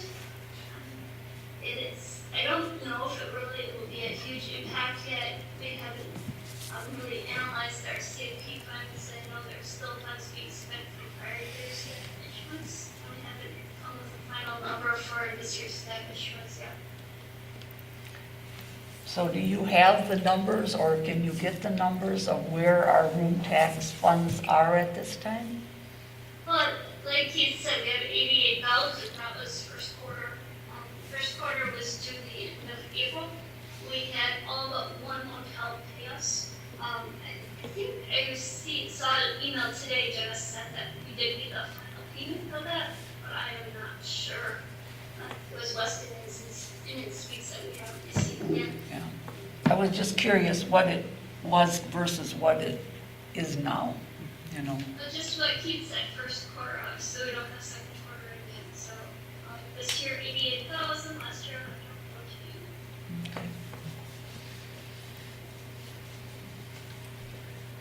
114. Just a quick answer to Yi, the southern Wisconsin. I think that I'd find it hard that someone would drive past Wisconsin Dells, because that's completely opening. And I would think that there's a lot of open pools there and indoor pools. So I would think that they would attract a lot of the southern and other states too, because I see a lot of different states when I'm there.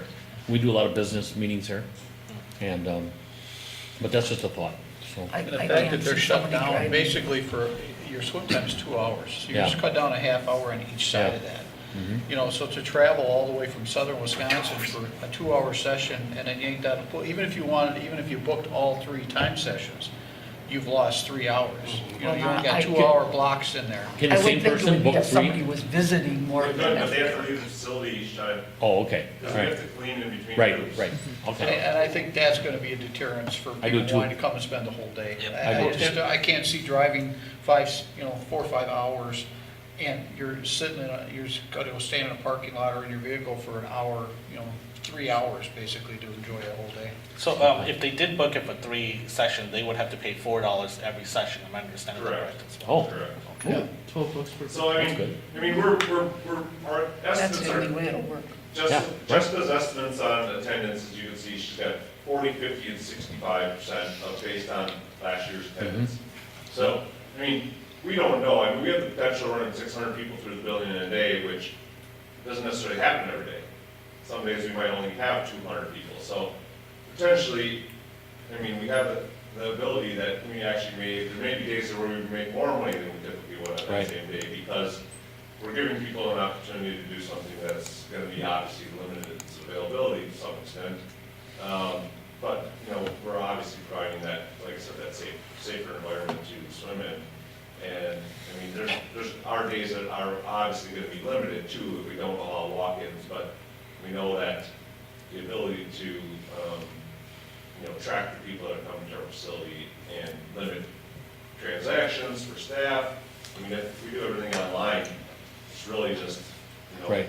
we can look up your reservation via phone number, address, or their last name in our booking system, so. Well, the other side of that, Sean, is, you know, if you're booking 2 weeks in advance, people will say, well, let's go this day, and then the weather's lousy, they didn't show up. They've still paid. Whereas if it was coming during the day, you know, there's gonna be nobody showing up, it's rain, it's kind of cool and rainy all day, now nobody comes. And you may have each 200 session filled up and they've already prepaid and they're not getting a refund. So from a financial standpoint, that's gonna mitigate some of it. Right, and we know there are some, obviously, some challenges, and Nate's probably gonna bring up some good ones. One other one I did mention was, you know, with credit cards, we know those transaction fees. So, you know, last year we had over $4,000, $4,200 in transaction fees. And that's with so many people using credit cards. Now, for everybody's using credit cards, I mean, we go up to $8,000, $12,000. That is in their fee, they pay the transaction fee typically, so, but obviously it's still a cost that the village budgets for. So you're gonna see that, and you'll be like, wow, these credit card fees really went up, but it's really in that $4 fee that they pay. But now, like you said, they're paying $4 for each session versus $4 for an entire 9 hours. Right. Yeah. I assume we're waiving the low patron count rule. No, we'll still stick with the 20-person low patron count, Okay. because we're gonna have 15 people on staff, we can't have 20 people in the building. Okay. Temperature, low patron, the children thing actually is 8 years old. Oh, Supervised, unsupervised. I just looked at it on Friday, so it refreshed my memory too. So, but 8 years old without a parent? Yep. How, can they get out? can they get out? Can they walk out in the parking lot?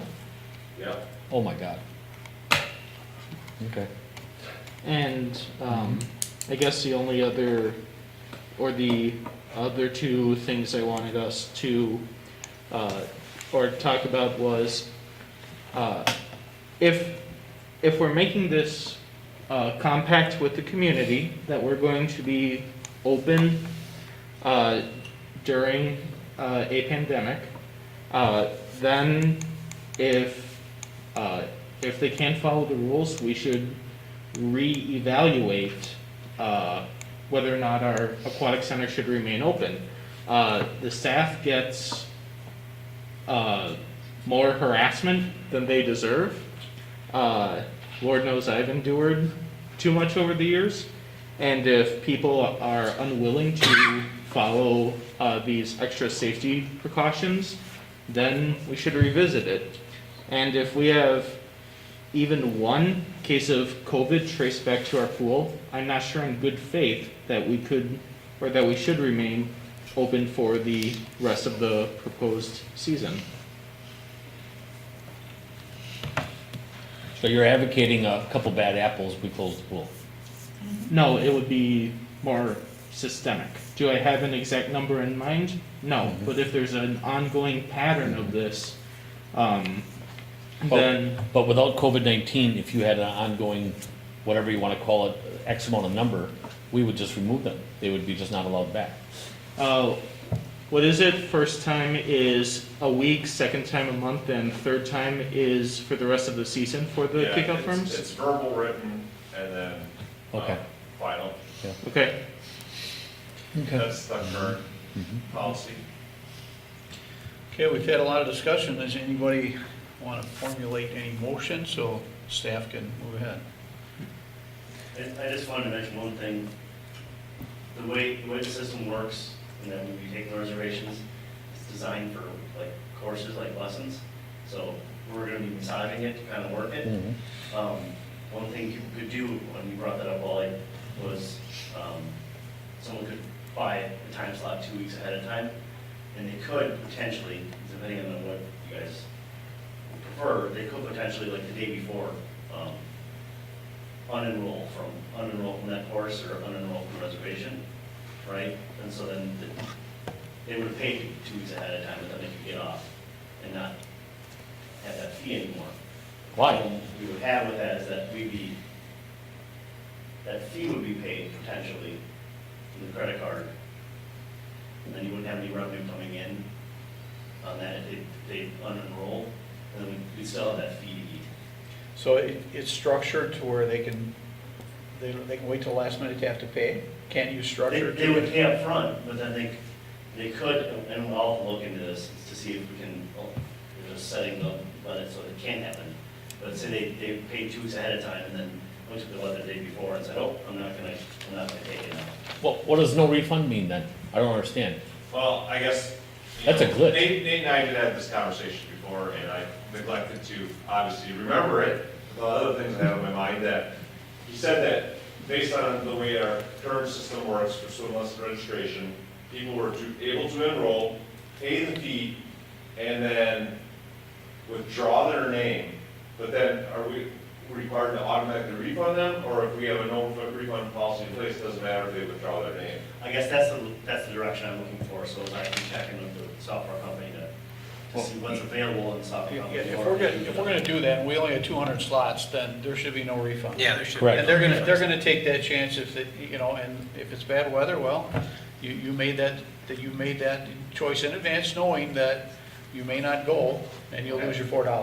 Okay, I'm Yep. just trying to figure out all the details that I'm gonna have to cover. I mean, to Barb's point, we're trying to balance the financial aspect of it with providing a service, and I think that's a happy compromise. That's a glitch, that's gotta get fixed. Yeah. Yep. Yeah, and I'm just warning you that because of the way the system's designed, I'm not sure if I can promise you that we can fix that glitch. And, like, Hey, you got 2 weeks to Does get it back to us and figure it out, automatically? Nate. You gotta fix it. Does it automatically refund or do we manually refund? I don't think he knows, right? I'll have to check. I mean, I don't think we've ever had anybody enroll for a swim lesson and then. They canceled, I think, and then we had to issue a refund. Yeah. But, okay, what about the fee? Did you issue the full refund or did you Well, the full refund minus the In fee? that circumstance, they canceled before the classes even started. And we have limited spots, so we always have people on the waiting list to get into those spots, so it was easy enough to fill with somebody else. So typically, we don't run into the issue when you're talking about 8 slots per level per session compared to 200 every day, or 400, 600 every day, which is obviously a massive undertaking compared to what we currently use. And what is the percentage of fee? So what? What is the percent of fee? If it's $4, what is the tacked on The for fee is fee? different for every credit card out there. The transaction fees are. So if you get a list of the transaction fees for all the credit cards, nearly every one of them is different. There's a group that are close, American Express. Right, yeah, American there Express are is, groups that are American similar, Express is the highest. But Yeah. it's crazy when you see that Mhm. list. So what is the range, though? Could be 2 to 4%. I believe that each transaction, I think, was a quarter and then a percentage of the sale. Mhm. Oh, because of the low dollars. Because of the low dollars. That's why the quarter is You set implemented. a set amount on it because Okay. otherwise if you want 2% on $4. Right. Yeah. We can figure that out. We have the system, I can do the math and get that. I think part of my reason for bringing it up was, one, I'm just looking for direction, and two, I want to let you know that this is going to be a pretty big undertaking in a short amount of time. We're probably going to have some hiccups. The system was You're gonna have designed to hiccups. do what we're going to Yeah. use it for. Mhm. But we're going to do what we can. But I guess again, are we manually refunding it or does it automatically by the program refund? If we were to have to do refunds, it would be having a manual refund per So person. we just went manual We would do it, refund? yeah. So if the direction was saying no refunds, that was the direction we were looking to know going into it, because if it wasn't. Yeah, because I didn't know if it was the system that refunded it or if we manually refunded. Well, if we manually, the then no we don't have refunds has gotta be just as big as anything else. Nothing small, nothing little, very large, we'll even put a happy face on it. But no refunds. And they're gonna understand this is a wild year. Right. Yep. And we expect people to, like I said, more families, Mhm. reservations the day before, actually after you look at the weather, Mhm. not just showing up. I mean, we want to put this stuff out front in front of people. They're going to know what to expect when they Yep. show up at the facility. Well, exactly. Yeah. We're putting the guidelines on when they make their registration or the reservation, where they can see what's expected when they come to the facility. They can look Service Videos, stuff like that. you They can know? look on their phone and look at what the weather is 2 weeks out. Sure. I mean, And it'll be wrong, but. it could be wrong, but they've got a 2-week out look, so Yeah. they've got a pretty good idea what the weather's gonna be. So when they're making their reservations or making their time slot, they're looking ahead. Yeah, and we only have 2 weeks. Yep. Basically, we feel like that's the capacity of our system. Right. We're gonna be creating a sense of urgency. This will be okay. Mm-hmm. Right, but we might want to change it in 2 weeks, you know, it Yep. might be, well, okay, we're going to open slides, or, you know, what else, you know, depends on the culpability of the staff and how things are going. Well, Okay. if we're looking at, you know, June 14th, June 22nd, whichever that is, we have to make a decision tonight on whether we're moving forward with opening this or not. So, a lot of details in the mix, and obviously we're going to update it at the next meeting, but looking to see if there is a motion. I move to approve opening the aquatic center with the plan in place by department heads, and I think the proprietor has also jumped in there. I mean, however many groups put all it together, but make it a shorter approval. I mean, not with all that lingo in there. So, motion to open the pool when it's, When it's available. when it's When you're feasibly ready. safe to Yeah. do so, and you have all the precautions in place as proposed in Sean's plan. I'll second that. Okay, motion by Maloney, second by Ziegler. You got all that, Sherry? Yes, I do. Okay. On the question. Just want to, if I may just remind here too, in the report was indicating that, you know, things are behind because of all the situations. So we would normally have been farther along with our pool manager in terms of their, you know, recruitment effort and so forth, because of this uncertainty, there's a lot of work to be done on that end yet. So just, and I think you've made that, you've acknowledged that tonight in your discussion, that But this by will help. saying that we could be ready by the 13th is not a possibility right now. But this So, okay. hopeful approval will help that. Right.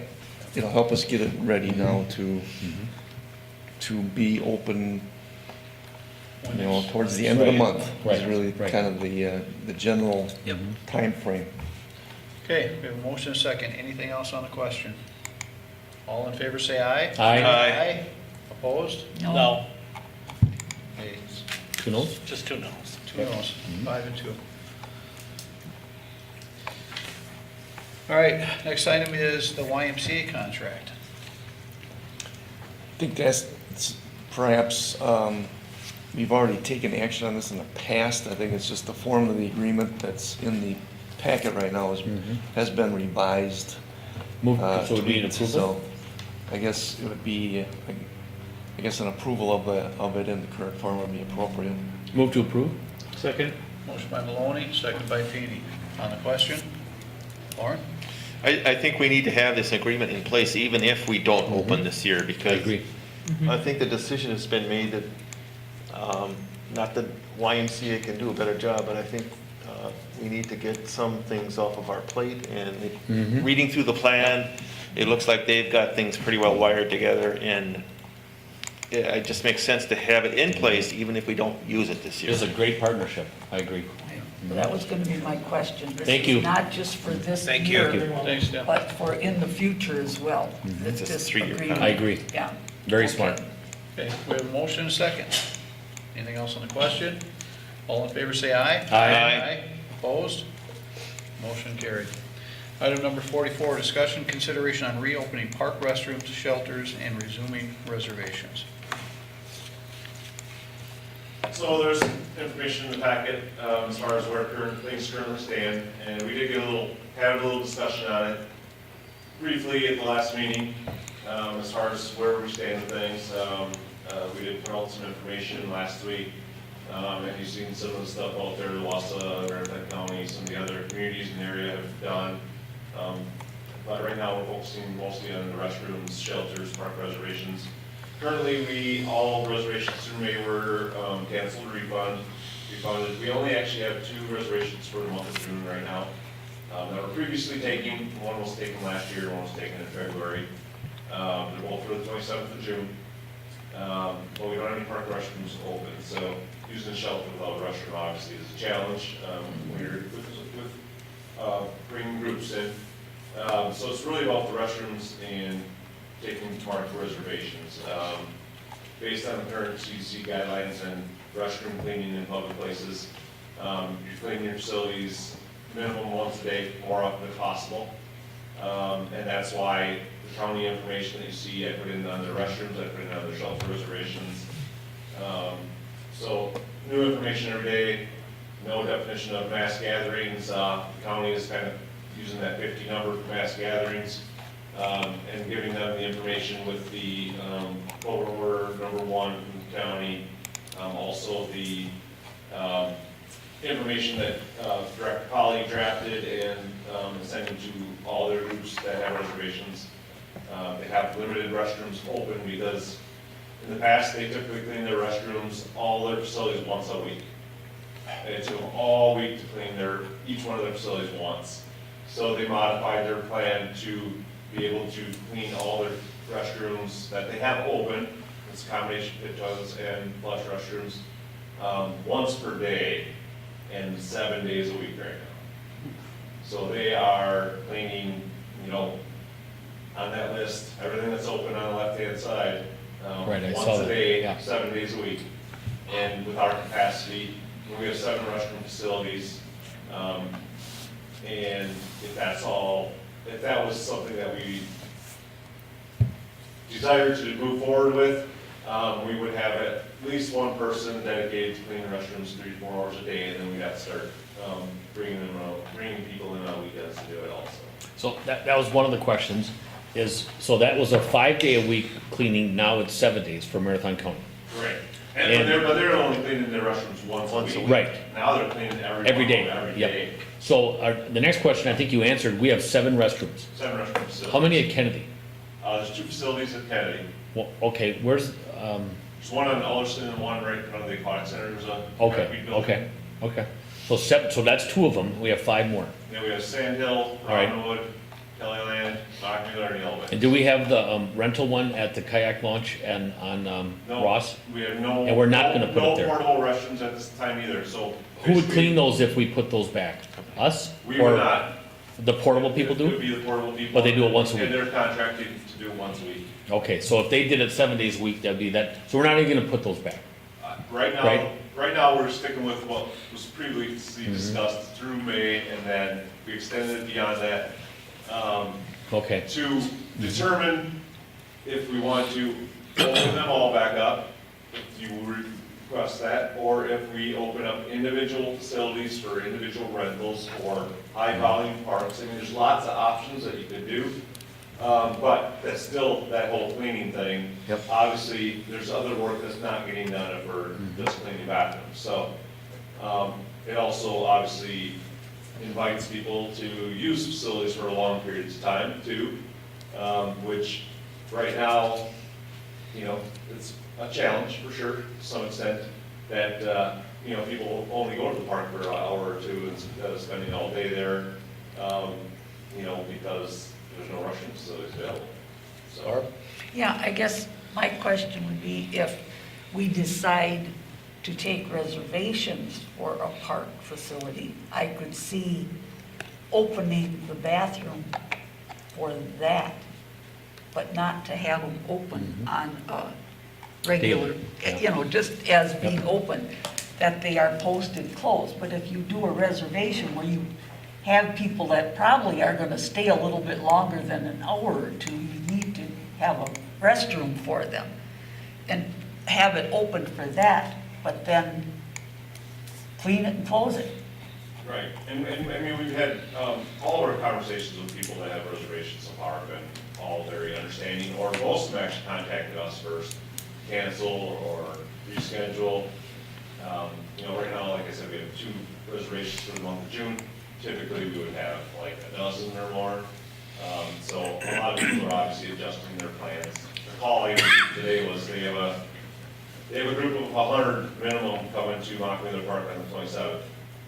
You know, do we want to set our limits like the county did? I mean, there's lots of questions on, you know. But to Barb's question, and you answered a lot of it, with us opening up for that one reservation, that one day, it'd only be one clean for that day only. Well, then you'd have to clean it again. Well, it would be, well, maybe Yeah, twice. it's literally Yeah. clean it to open it and clean it And to then, close and it. then, Right. again, okay. And But if I we mean, you never wouldn't have to opened, do it that same day. if we never opened the restrooms and never took reservations, what would stop somebody coming to a shelter and just using it for the day? They can use it anytime. Oh, okay. There's nothing stopping anybody from using them right now. And we would lose how much if they, Our revenue for park shelters is limited, we're usually around, Jessica probably obviously could get us a number if she's online, but, I mean, it's usually $1,700, maybe a little bit more for all. So if we had all a- our if- shelters. so that's what we'd get, so we would probably eat that up completely just in labor to clean the bathrooms. Yeah. I So mean, if we already- left it- We already refunded, $600-700 worth of rentals. I'd let them use them and never open up the restrooms. That would be I don't know where my you were thought. going, but, yeah. If that's done, I think we should clearly notify the public in very large letters, again, restrooms closed, period, and to make sure our website says it, your aquatic center, every place where people would be looking, it's closed, because you're gonna have some people that are gonna be very angry, they come to the place, and it says restrooms closed, and they're counting on it being open. Well, as we also, when any of us have taken long car trips, go before you go. Well, I was just sitting there thinking if somebody, like you said, goes to the park with a bunch of people for a picnic, Yeah, bathrooms are closed, maybe they have to rent a porta potty for the day. well, or they five of them jump in a car and run the Quick Trip. I think we got Right. 5 of them, and they're very clean, and I actually enjoy those a lot when I travel. You know, Mark, if you're not careful, on the restrooms closed sign, there's going to be a picture of you. Yeah, I know. Quick Trip, Well, you said it yourself there, though, I mean, I'm sure they'll like that. if you have 100 or 200 people at a park reservation and they're all using the same facility, you know, that's where the instance comes in cleaning more often. Right. It's not, Right. you know, we're talking about cleaning between users on chairs at the pool. Bathroom's probably a little bit more sensitive than the chair at the pool, but, you know, so, I mean, at this point, I was just looking to, I mean, most of them were going through up till July 1, they were, you know, that was their goal was, you know, because things could change, so you don't want to make a long-term decision based on, Yeah, that's true. we know things can change. Yep. So, right now, we're sticking, we have 2 reservations, but they're both on a Saturday, last Saturday in June, I mean, things could change by then too, so, it's really just, making sure you knew what was currently taking place, that they weren't open, and we're not accepting any new reservations at this time, because things could change. We start taking reservations again on July 1, maybe the guidelines are different at that point, and maybe we should have the bathrooms open and take reservations, but you don't want to take them now for July and then have to cancel and refund. Right, That's right. time and staff cost. and stuff I agree. like that. So we could clean those 2 reservations on Friday, come back Monday and re-clean them, and not have to work on the weekend, other than opening them Saturday morning or whenever. Right, and as long as you have no limitations on, you know, like mass I know. gatherings or stuff like that. I think people That's what they gotta, asked me, because they have 100 people there, till the last Saturday in June.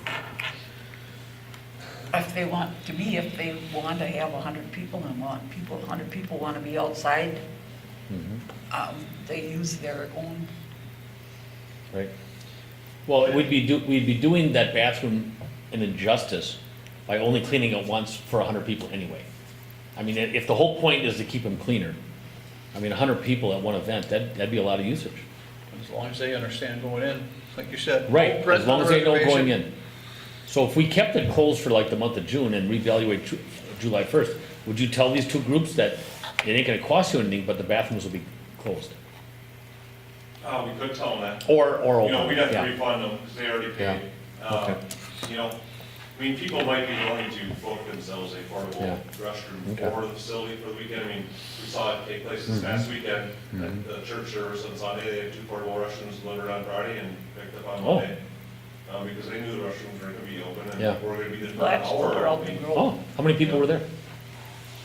I heard like 30. Yeah, like Oh, 30. okay, okay. I mean, that would be the route to go. I guess at this They were point, I unruly, wouldn't weren't they? I take agree. What's that? They were unruly, reservations, weren't but they? if they wanna meet and Oh, they yeah, I wanna know. put in a Sean, porta just- potty, you know. Sean, maybe you could, on the park reservation, you could just put some information, although the restaurants are closed, there are companies, maybe even put a couple local ones on there and say, if you're so inclined and you're having a group, you could rent a porta potty for a day and have it placed out there. It's a BYOPP event. Yeah, there you go. Wow.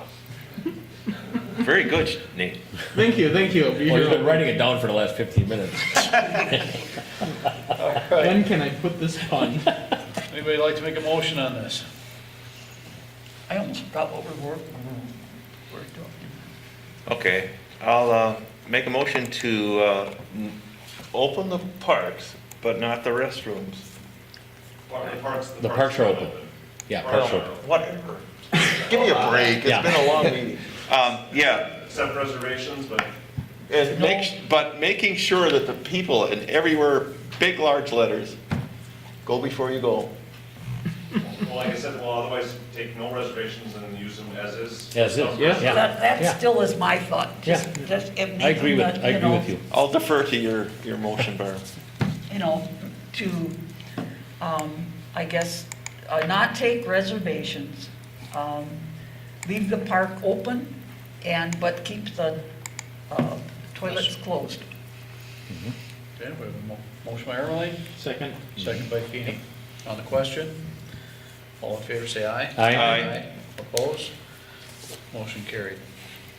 Item number 45, Village of Weston's satisfaction with Safer Services, including consideration of extending, renegotiating, or terminating the Safer contract. I guess I'll start. Mark and I have been on the Safer board now for a year. I discussed this a little bit at the last meeting. It has been a challenge, and right now,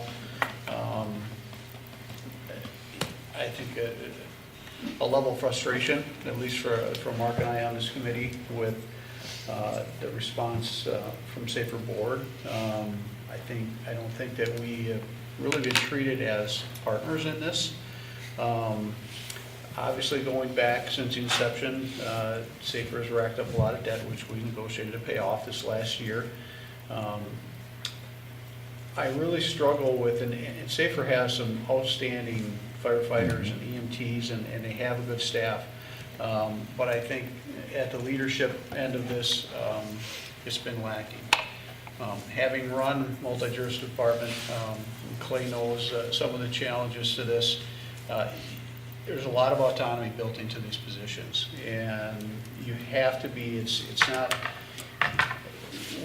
for the police department example, did I do police work? Not really. Your job is to administer the department, handle the budget, and oversee everything, and it's really an administrative level position with the experience behind, the job, so we fully understand. What I think is we have probably some very good firemen EMTs and some that are in leadership positions, but that doesn't mean that they're necessarily equipped to handle everything that includes the budget stuff. I struggle with having an outside entity, they do some of their payroll and stuff through Whipfleet, which is not necessarily through government. And with some of the struggles we've had recently as we started talking contracts with these outside municipalities, I asked for cost-benefit analysis. I want to know what it costs us to provide these services to outlying communities before we negotiate these contracts, what it actually costs Safer. The last meeting, back in February, or the prior meeting, we were told that, well, we're supplementing, that the taxpayers of Weston and taxpayers of Rivermont are basically supplementing these service contracts to, I think it's 7 outside townships and municipalities and villages. And then the last meeting, we were told, well, there's 5 different ways you can look at these financials, and we're actually making money. I did have a talk with Jessica this afternoon, looked through kind of the audit report, and I don't think that I don't think that the people that are running the department, the top leadership, has the ability to even put this information together to where we can make informed decisions, and I struggle with that. Whether well-intended or not, I don't think the department is being run in a fiscally responsible manner. And I don't think they have necessarily the business acumen that's needed to run this department effectively as they serve, our taxpayers in Weston and North Mountain.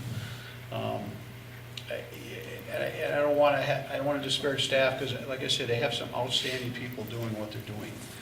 But from running this on a standpoint, this was 2019 was the first year that they kept their increase under double digits. And that's only because I think we were extremely vocal when it came to the budget issues. I think it is absolutely irresponsible for someone running the department to come in and ask for a 21% increase in operations, which was what the ask was this last year, or a 96% increase in capital. I wouldn't even fathom that. Chief Schultz, I'm sure you wouldn't even fathom that. The accountability is not where it needs to be, and what I really struggle with is when I ask questions, especially as it pertains to the financials, sometimes I just get the deer in the headlight look and I can't get an answer. I can't get a response. The last meeting on May 13th, my question to leadership was, are we going to finish with a surplus or a deficit? And they couldn't answer that question. I've asked for monthly financial updates at every meeting, and I haven't gotten those, so I can track and know where we're at. It's not a good feeling when you're sitting on a SAFER board and you don't know exactly where you're at from a financial standpoint. And Barb, you just brought this up earlier. You want to see where we're at right now. I've been wanting to see where we've at as we've gone along through SAFER, and it's been a year now. And to be perfectly honest, I don't have confidence in the leadership there to run this department in an effective and taxpayer-focused direction. And I don't think it's right for our taxpayers to continue in this unless there are some significant and some substantial changes. I concur with President Sparks. It's been an extremely frustrating year. And I also concur that there's some amazing staff, EMTs, firefighters on board, but I have no confidence in management at all. And I also don't feel like we have a fair partnership in our way. There's a 5-member SAFER board that the 2 of us are on. The third person is from Marathon, Keith Longahan. And then you've got a new member, Fred Schaefer, great guy, and then Al Opel as president. And I think we could go back as far as we want. If there was ever a disagreement, I think it'd be a 2-3 every time. And there's also a contract with Marathon that I think somebody should be recusing themselves from, and that's the one that we have an issue with, that the town of Weston is bearing $10,000 more than the Marathon. And Marathon's population is 1,048, and the town of Weston is 638. The equalized value of the town of Weston is $43 million, and Marathon is $83 million. I checked with our assessor on that. I got the answer in 5 minutes, because that's what we asked at the last meeting, is how are we going to determine this contract? And actually, Mr. Lungahan said, why don't we look at it for value? And because he was pretty sure that Weston would be almost double than what Marathon was, and it wasn't. So it's, I got a call from one of the board members also that we can't move that contract because they may leave us. I don't think that's a business decision. That's a personal decision. And I get that feeling a lot. And this last meeting we had, what about a 70,000, we're selling some equipment, and immediately management wanted to spend that money. Immediately. It's not the first time this has happened. It's happened every single time. There's a little surplus of money, they want to immediately spend it on more equipment, and as they say, get ahead. Wally actually very smartly said, "Why we got all year to spend that. Why don't we keep that?" And then that's where it ended up going. But I think if we would have said nothing, it would have been spent, and there would have been more equipment bought. There was also a comment by the new member that the goal is to be the envy of the area. Now, I don't believe envy has anything to do with this. I think saving lives and putting out fire and having a good trained staff, which I think they actually do, there's a lot of turnover there, a lot of turnover. And I don't believe in some of the values, and I don't believe in the path we're taking. That's where I am right now. And the way I understand how this contract works is, and correct me if I'm wrong, if we actually gave a termination notice with tonight and severed the agreement, we would still be with Safer through the end of 2021. Yes. Because we don't have the amount of time this year, that 9-month period. So we would still be with them all the way to 2021. So we would first get out in 2022. Correct. When I come into an issue on something like this, I would rather give notice now. This is my opinion. I would rather give notice now and start square one right here, and not hope that it changes in 6 months like I did 6 months ago or a year ago, and hope things would get better. I don't believe they have. And we can always change our mind in 6 months, 9 months, a year, or 15. But at least we are starting from square one tonight. And not 6 months or 9 months from now, we have the same discussion again. And now we gotta start over. It's kind of like if you have an employee that you need to give them some help and give them some guidance. Those are the tools in the written, or the verbal, the written, and then possibly termination. You gotta start the process. And I think the only way to start this process, because it's such a long, drawn-out contract, it's a long, what would you call it? I'm giving notice. You know, sometimes it's a 2-week notice, a 30-day notice, a 90-day notice. This happens to be 18 months. And we'll still have to, Wally and I have a meeting with them Thursday night, you know, for the Safer board. But I think it's the right thing to do, and I will be advocating and terminating tonight. Just a question, I guess. Listening to President Sparks and Vice President Maloney's your experience that you've gone through, it sounds extremely frustrating. So don't get me wrong if I do say this as well. Ask away. I'm not against us terminating this, but I guess prior to us deciding that, I guess we should have a plan, to prior to us. Obviously not something concrete, but kind of a backup plan. What we're intending on doing if that contract is terminated. And that's just my thoughts, putting it on the table for further discussion, obviously. Lauren?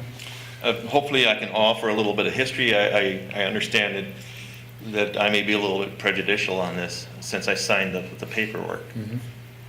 When we did this, the village saved $500,000 a year.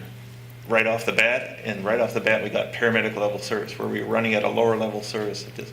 That being said, that's neither here nor there. But there are some things that I definitely don't, it would cost us a lot of money, and we would not have paramedic level service, because this is a kind of a blended, this is a paid on call and full-time career department together, blended. A little difficult to handle, because people that are on your department as paid on call can leave whenever they want.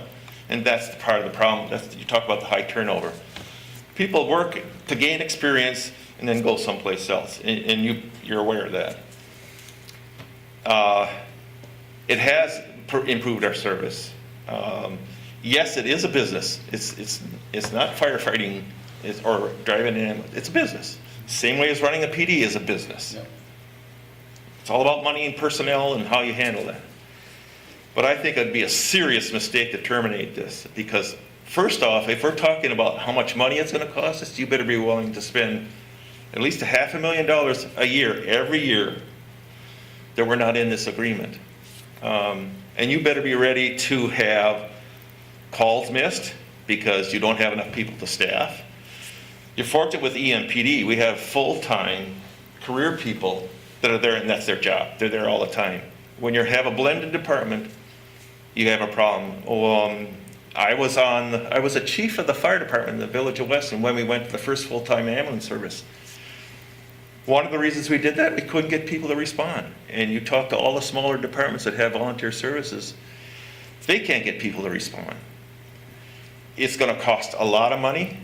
I don't see anything wrong with renegotiating, but definitely not terminating. It's not a good deal.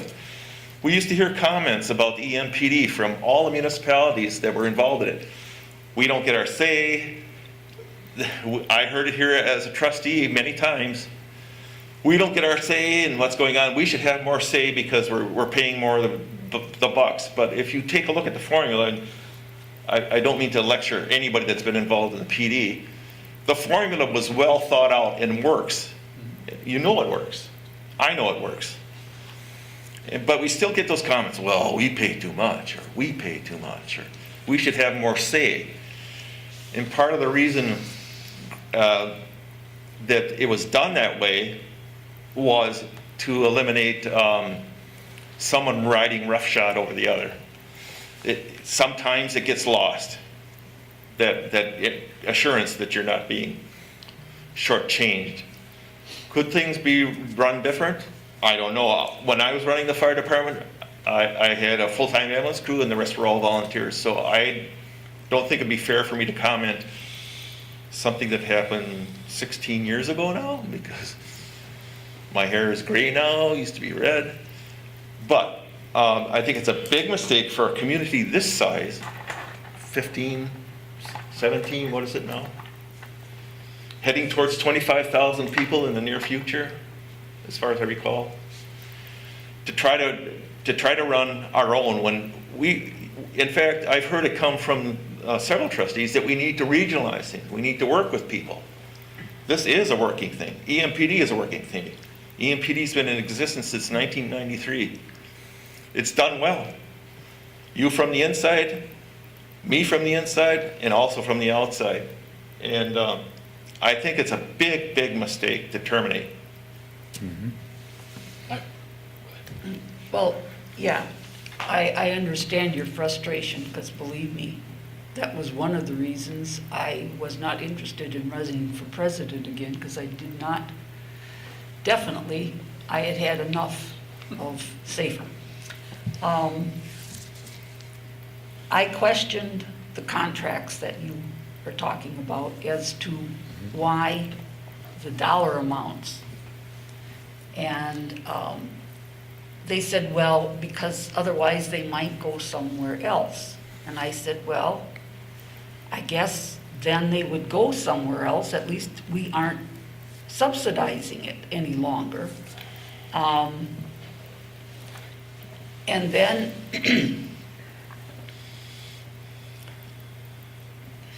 well, I got in a bit of a discussion, I guess I'll put it, about the fact that why in the world we're supposed to be trying to get the whole idea of SAFER was we were going to bring in other municipalities. And that's where the big savings was going to come, because we were going to be sharing more of the costs with more communities.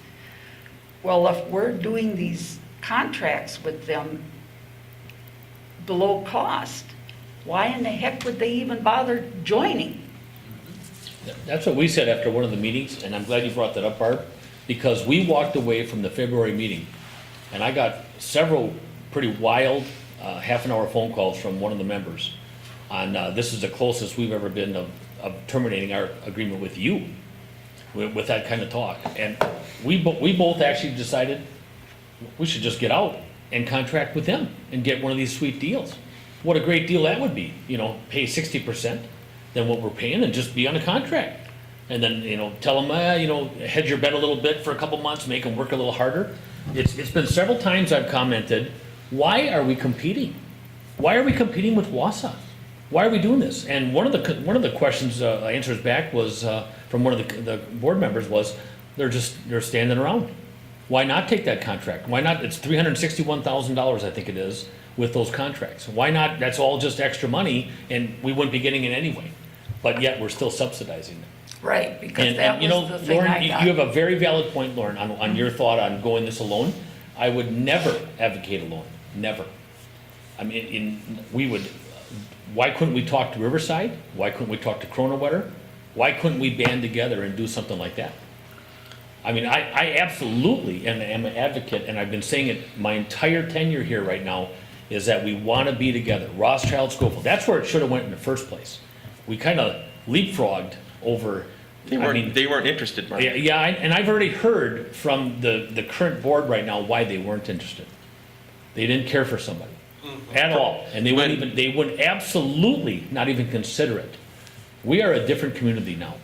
Again, We are totally a different personalities community. instead of practicality. We want to share, we're talking, our staff is talking to other community leaders and department heads, and there is no reason that in the time frame that you're concerned about, that we wouldn't have a plan. We would have plenty of time to create a plan with 18 months. You know, I'm sorry. I know. So, I haven't been around long enough to know the history of SAFER. I think I was just in high school when it was coming to fruition. But I've gotten to know several of the firefighters, both current and previous. Several of those I trust because I've known them for quite a while. And they want to stay, but they can't make a living on it. Even the full-time base pay, which, if memory serves me right, is $48,000 for a engineer and medic, is $13,000 less than what they make in Merrill. It's only in the last 2 months that morale has begun to improve. And there's a lot of failure from the command staff. For several months, there was an atmosphere of fear with rampant sexual harassment, alleged favoritism by four or five different individuals, changing of standards for one prominent position, unwillingness to hold other command staff to accountability, up until very recently, a crisis of confidence from the rank and file and the leadership. And I'm very disappointed that the chief and deputy chief aren't here to answer questions that we may have. One even texted a previous employee, "Oh, can you take this meeting? I don't want to go." Wait, what? Hello? Hello? Anyone hear me? Hi, Who is this? Matt, I don't know. this is, hey chief, I was unaware you were on Zoom. No, I'm here, I'm listening. Okay. Can I ask, Matt, why you're not attending? Because I'm taking care of patients in a COVID atmosphere, and I just figured it was best that I wasn't attending. And the last 4 or 5 meetings also? Correct. Okay. You told your deputy chief the last 2 meetings that you were gonna attend. He asked you how the meetings went, and then you told him the next day that you didn't attend. Yeah, that was the last one. Correct. So you haven't actually been at the last 4 or 5? Chief, I listened to them all. yeah, Chief, why is not you or your deputy stationed in Weston? I'm not sure what the question is. Why are we not stationed there? Why wouldn't one of you office at Weston's facility? Why are both of you officed over in Rib Mountain? That's why we have the time sheets. That's why they have battalion chiefs. Okay. There's a battalion chief at each station. Is there one in Rib Mountain too? Is there one in Rib Mountain as well? Yep. Well, I for one am quite disappointed that you did not attend tonight in person, and that you have not been here. I actually can't remember the last time you've been here. And I understand you attend all Red Mountains meetings. That is not correct. I haven't been to any of those either. Okay. Did you want to add something? No, I was listening to Nate about multiple different things, which I just figured I would chime in, I guess. Go ahead. No, I'm good. And then at the most recent SAFER meeting, the rest of the board essentially called Wally a liar because allegedly they did not, or he was the only one that received a memo despite the fact it was emailed to several other individuals. And as Trustee Maloney said, just being there, the tension is so thick you can cut it with a knife. I firmly concur with Trustee Maloney that I believe that these that any contested vote would be 3-2 against Weston. I no longer believe that SAFER in its current form is in the best interest of the village. I think I brought it up at the last meeting. The meeting started off with the new member, Fred Schaefer. You're in trouble, really. Just, what's that? He wants top prime, Yep. top of the shelf. He brought up immediately on question Wally, the minute he brought up the attorney's opinion. And he just said, where did that come from? I mean, it was so fast and furious, it was an ambush. And I referred to it as an ambush because it was an ambush. I had not seen it. And then when Galen had made copies for all of us, I saw all the people that were emailed. Keith Donner, Administrator Donner was on there. He was on virtual, the meeting, he was attending that way. I didn't think fast enough to email him, but I questioned President Opel. He said he had not seen it. Galen initially said she doesn't remember seeing it. And I asked Matt, and he didn't offer anything. After a while of this discussion, because it was very clear to me that this was the attorney was answering the February request on how this should happen for the commission member. And I emailed Keith Donner, and then I got a reply back, yes, he did get it. So then at the end of the meeting, I got that information, and I went to Galen, I said, Galen, did you get this? Yes, I did. I went to Al. Al still kind of didn't remember if he got it or not. I went and asked Matt, and he said, you didn't ask me yes or no. It was extremely passionate and raw in the beginning, and it was very obvious we were trying to determine who got those 5 memos.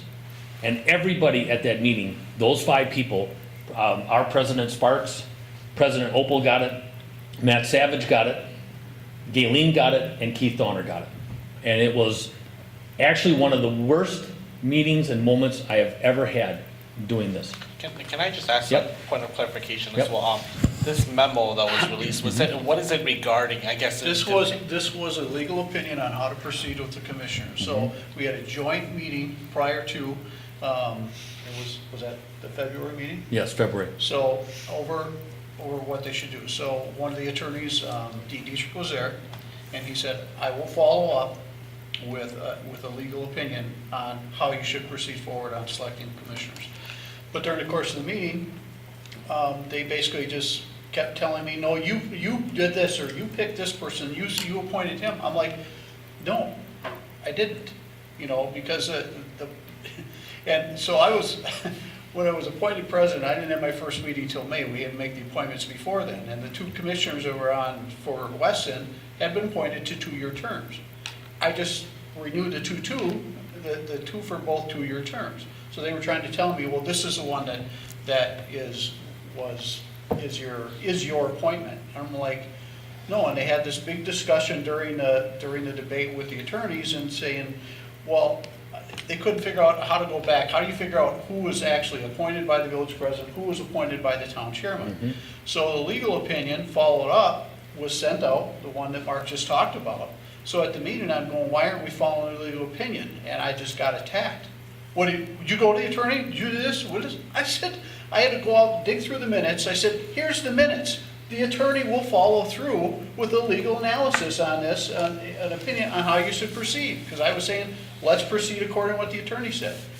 And they said, well, I didn't get it. Al said, I didn't get it. Finally, Galen goes, well, Al, yeah, it's in your email. And he goes, well, I don't really read my email. So It was really disappointing. yeah, I was quiet.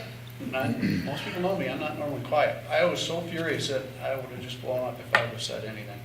It was absolutely an ambush. It was treating us, they were trying to dictate what my appointment should be to the police commission. And then they went off for about 15 minutes bashing the person I was trying to appoint as a commissioner. That's not a partnership. That's trying to control everything, trying to dictate, tell me what my selection is? No, why don't you ask me? And a question on the position of, well, Keith Lonahan's position. That's an appointment, isn't it, every year? I'd have to read through, At one I'm not gonna. point, every year, 2 years, that's an appointment, and that's something. It must be every 2, because we've you not can gone through it yet. approve. Yeah, I can't remember, Yep. something was changed, you know, We had a while back. discussion about Marathon, and Keith sat at the table, the 5 of us, about that community that he resides in, about the contract, and Matt Savage said, I mean, I would never consider, going up 35%. Well, in actuality, it should have went up 80% to make it level, or we pulled 10 off of Weston. Well, once, when they were doing it. But Keith should have recused himself. Yeah. I questioned President Opel on that, and he said, well, no, he doesn't need to recuse himself.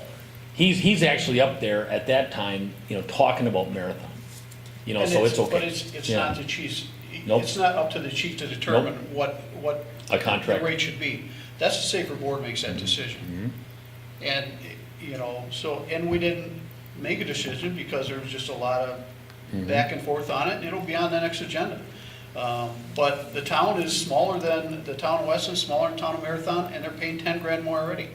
And the other board members are advocating that there shouldn't be much of an increase. I said, well, you're either gonna have to bring the town of Weston down or you bring Marathon up, but there's too much disparity, it's not fair. We thought that, we actually advocated at the meeting that Marathon should go up 5,000 and Weston should go down 5,000, then at least the two are the same. And President Opel called me the next day and said, no, that's too much, can't do that. So, Matt, did you have something to say? I don't. Okay. So it's been a struggle. It's been a year-long struggle. The finances have been a mess. Not budgeting to actual for years until we finally, the meeting says absolutely not, it has to go to actual. I give Chief credit, they made some cuts towards the end of the year so we didn't have a huge deficit again. So that's a positive. But I just don't have confidence because they can't answer basic financial questions. And if you're in that position, and running a multi-juris department with the level of autonomy you're given, you got to know right where you're at all the time. You have to be completely accountable to the budget and responsive to the questions and be able to answer them. When I can't get answers to the questions, I cannot make informed decisions on behalf of our residents. Chief Savage, do you have a response to President Sparks? And it's not to cause any arguments, but I guess I just want to hear the other side as well. I will refer my comments to the safer board on Thursday. So, I guess in summary, and I feel so bad because they have some just great people on that department, but it can't continue where it's at. There has to be some significant changes, whether that is a renegotiation, whether that is that we step back, but status quo does not work. And it's not acceptable. There has to be some changes until, number one, we're treated as equal partners. Number two, we get the accountability that we need from a financial standpoint and a leadership standpoint. And we can discuss and we have a level playing field when we make these decisions as a board, as a safer board. You were talking about when we had these increases. The idea behind the increase was they were supposed to budget for actual revenue. Actual, not the inflated. And they did. No, not even close. I mean, and that was a frustration. I said, well, we went to our boards and we said, you know, we understand this is a huge increase, but we got to get on board. We've got to be budgeting according to what the costs are, not what this inflated amount. And when the next year came around, we were in the red again. And it was because they didn't. They fudged the budget again. Well, they're blaming all of the budget woes on Daniel Gill. It all came Every single with Daniel one. Gill. Every single one. It's on Daniel Gill. He's the one, him and John Jacobs. That's right out of their mouth. John Jacobs and Daniel Gill is who created this. And they don't feel that it's right that they're to blame after 5 years. And that it's still a mess and that we had to fix Daniel Gill and John Jacobs. Just to clarify, who's John Jacobs? I'm sorry, John Jacobs was Finance director. previous finance director Sorry, here. No, that's fine. I should have And he done would that. get behind in his work, and there was frustrations, I understand Mm-hmm. that, but, and the way it was set up originally, I even asked Jessica about that, because she was deputy finance. He's the finance director for remote. And she said, yes, it was set up that, in a sense, it wasn't cash flow, but it was supposed to after another year or whatever. And that's where Weston was funding ahead of time. And I said, well, by other means, we were fed a line of bull because we really weren't cash flowing. But when we tried to get it corrected, we just ran into a cement wall, because you would say, okay, you've got to do it this way and whatever. And when it came out, it wasn't. And I don't know, I had some issues with one of the people that, when I was trying to correct something, and I was chewed out royally. So, I guess what are you hoping to come out from tonight? Well, there has to be drastic changes. So it's either a dissolution of the district, a withdrawal from the district, or we are able to renegotiate, but there needs to be considerable changes before I would ever be comfortable. And I am the biggest proponent of shared services. Yep, me too. And I'm frustrated Me too. that it's not working, but it's not working because it's not being appropriately run. Is there a clause in our contract with Safer right now in regards to renegotiating renegotiating that contract? No, Well, No, there's not. it's just a mutual agreed, we had the original one and there was a revised one, so there's only been 2 versions. It hasn't been revised.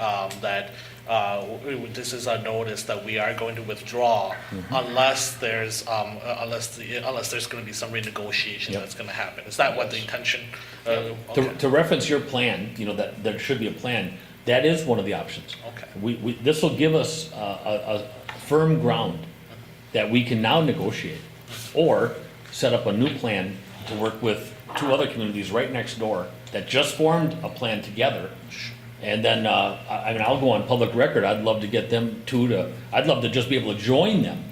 And whatever the name is, and it's obviously Riverside, but the name to me does not matter. No. And then I would love at that point to go after Corona Water. That would be a really nice fit right there.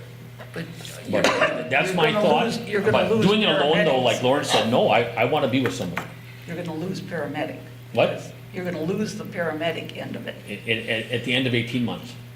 If we don't have a plan by Well, first then. of all, not necessarily. No, Because, not- you know, first of all, Yeah. we need firefighters, EMTs, and paramedics to Yep. service this area. I mean, when we're talking the area, this metro area, and Safer's not the only one that provides that. Now, we would have 18 months if we decided that if we can't make things work with Rib Mountain on Safer, well, then there are other options and we will have to explore those. But that doesn't exclude the fact that, well, we're not gonna have paramedics. Right. Because first of all, without our portion, there's no way Safer is going to be able to keep everybody employed that they have. And if we were to, whether we form with somebody else, whether we reconstitute our own department, whether we provide paramedic level here, either way, these people, we have the staff, collectively in this area. Now, I would like to see it work with Safer, I would. But there's significant changes that have to occur for this to work properly. It's not right now. You need leadership. Fundamentally, the Rib Mountain portion of this board, Safer board, does not agree with Wally and I. They have confidence. They think it's going just fine. And we absolutely don't. The people coming and going there, it shouldn't be that way. I agree with Lauren that it is somewhat of a training ground. We've had our share here just in village staff. We've got people owning their own companies and working for all of them. We've trained all their stuff right here, and then they left. That's where we are.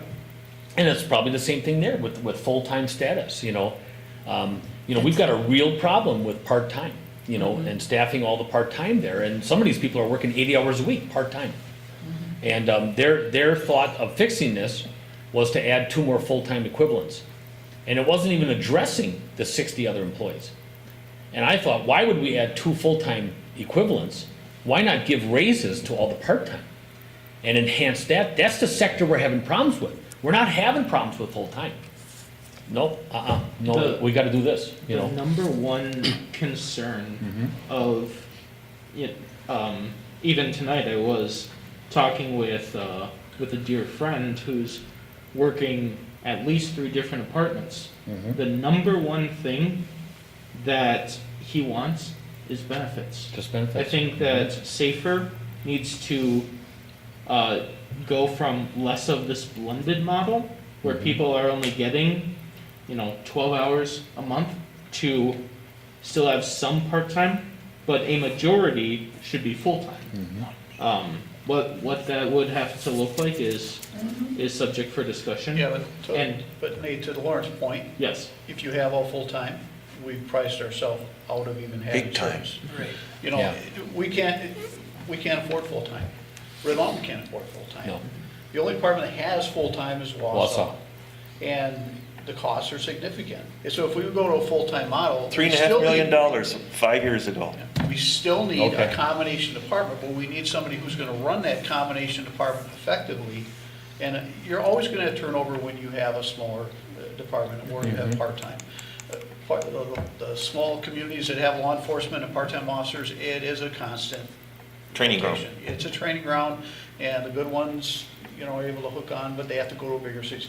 That's where we live. That's not gonna change. And we can't afford all full-time, but we need to run a combination department, paid on call full-time. We need to run it more effectively. It can work, and it can work with paramedic level service.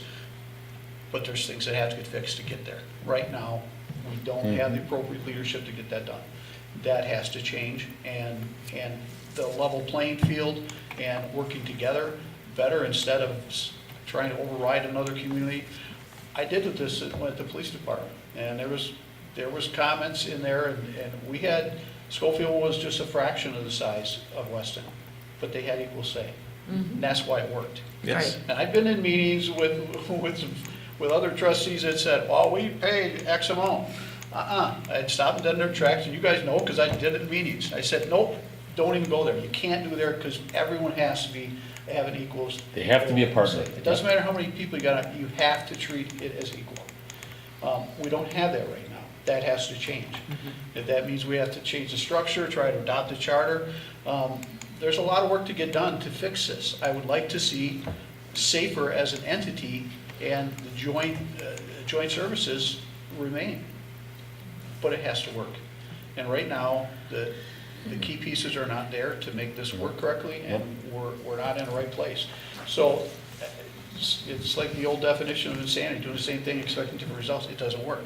So we're going to have to take a drastic step, and there's going to be a lot of discussion, negotiation, and if that means ultimately that we leave or that we stay, either way, the only way it's going to work is if we can get through this, get what should be a true partnership, and fix the areas that need to be fixed. Yeah, see, that fifth person was supposed to be a neutral.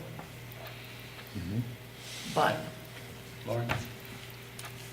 I think this is way too much information and way too important for us to consider this at our first kick at this. I would move to defer this until a future meeting. Like we say, we have 18 months. I disagree. I did move to Yes, you defer. did. I'll second that. I just think Okay, we we need have a to. motion and a second on the question. All in favor, say aye. Aye. Opposed? No. No. I think we do, I said aye with that motion. Motion fails 4-3. I move to terminate the agreement with Safer. Second. A motion by Maloney, second by Feeny on the question. I just want a clarification that would just be the note, that would be meaning that we would send out a notice to them that we are terminating. We are with them no matter what we do tonight. If we terminate tonight, we're with them to the end of 21. Okay. Yes. 18 solid months. We're gonna be going to board meetings once a month with them. We're gonna have to get along. And I guess just to add, just for further clarification for it as well, if they do choose to come back and renegotiate, we would discuss with them Of within course, that time. absolutely. And we could come back and Absolutely. revisit it. Okay, just wanted to clarify Absolutely. that. We Yes. we can revise up until 11:59 PM, December 31st, 2021.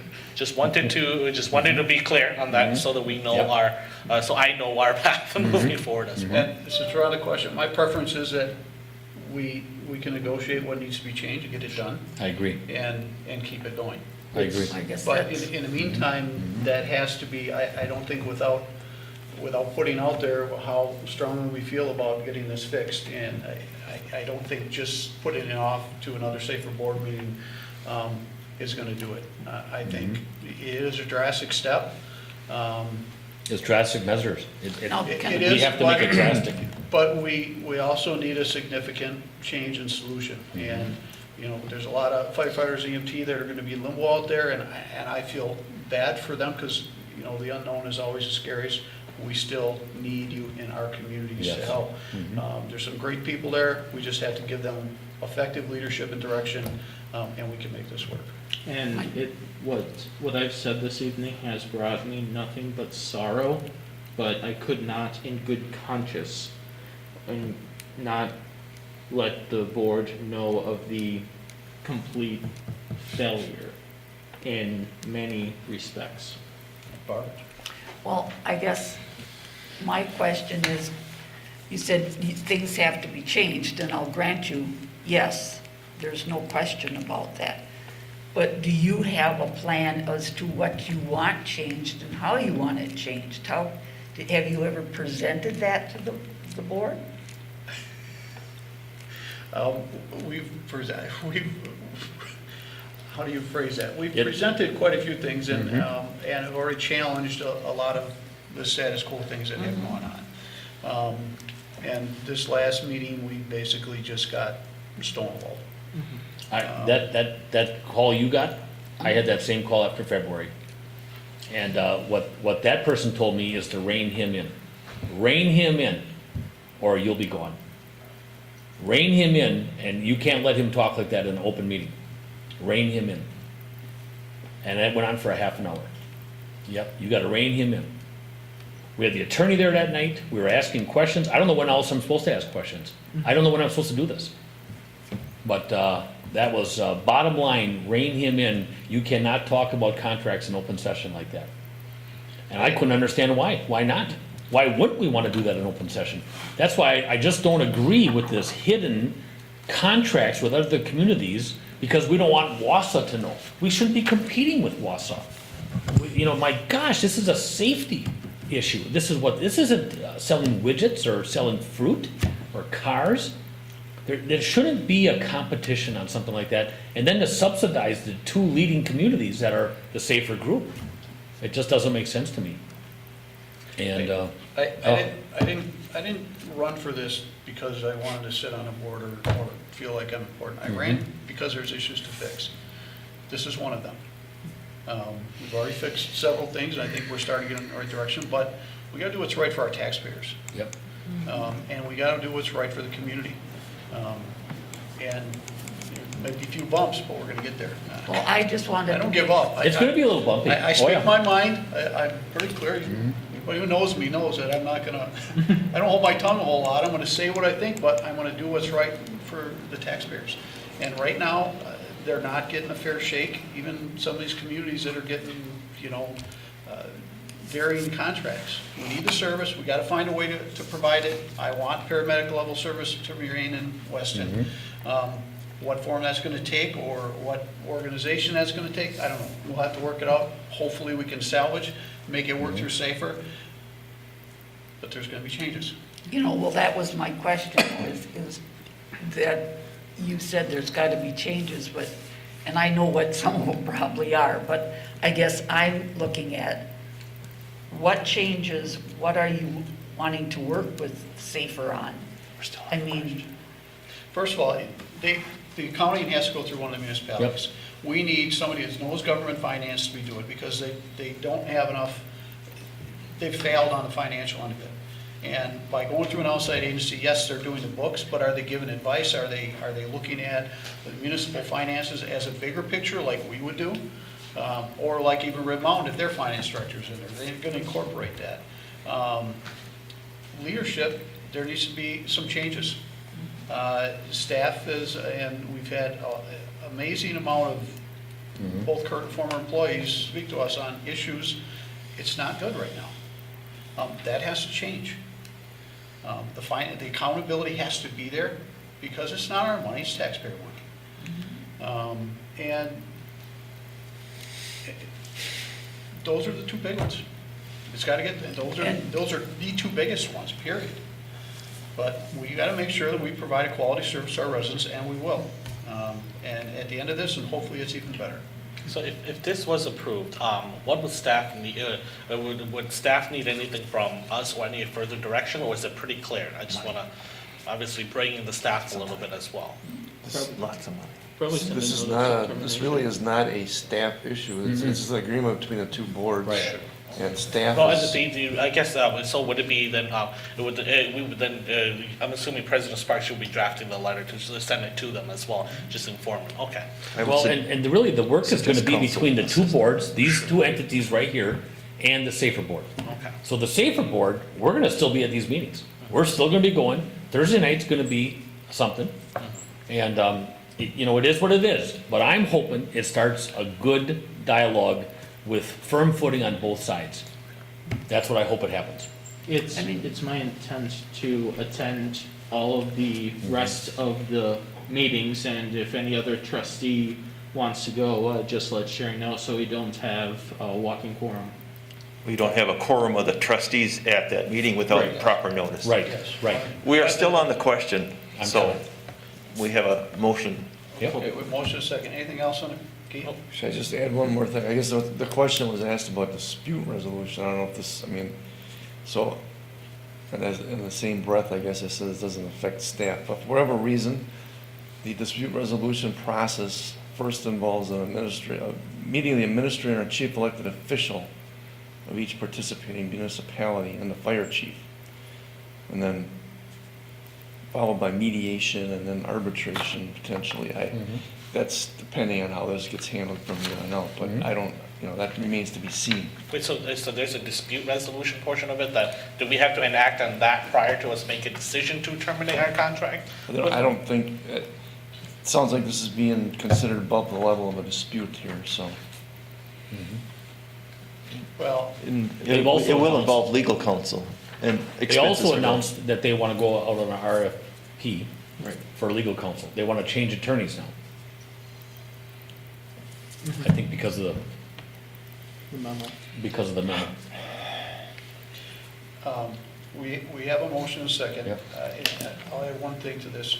I think that negotiation and going through a possible dispute resolution may be an appropriate avenue.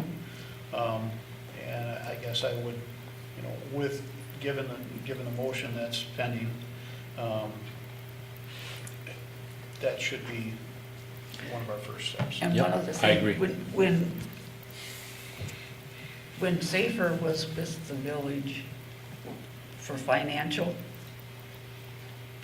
the cooperation was needed, highly desirable, because they were not getting information back to Weston.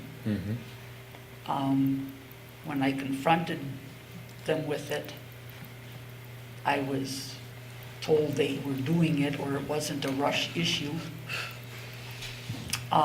So one of the reasons that we actually got Weston out from underneath it is because we were getting a black eye, like you wouldn't believe, from Rib Mountain.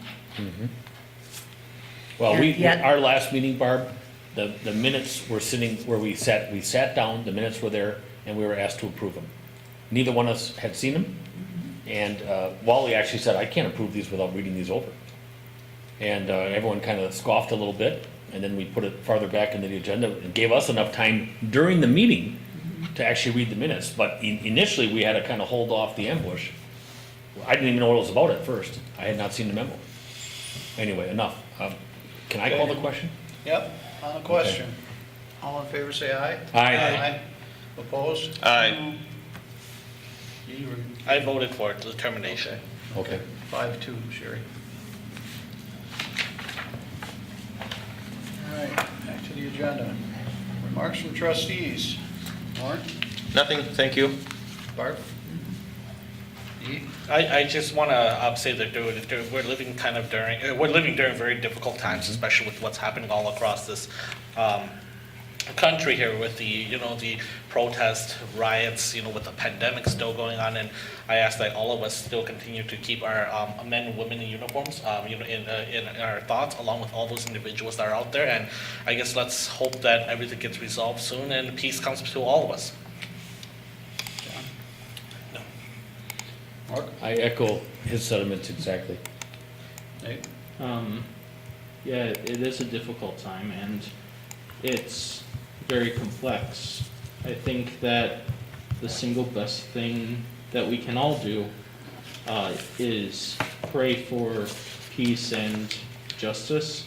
And the second best thing we can do is listen to those that aren't the same as us. Oh, absolutely. All right, I have no more comments.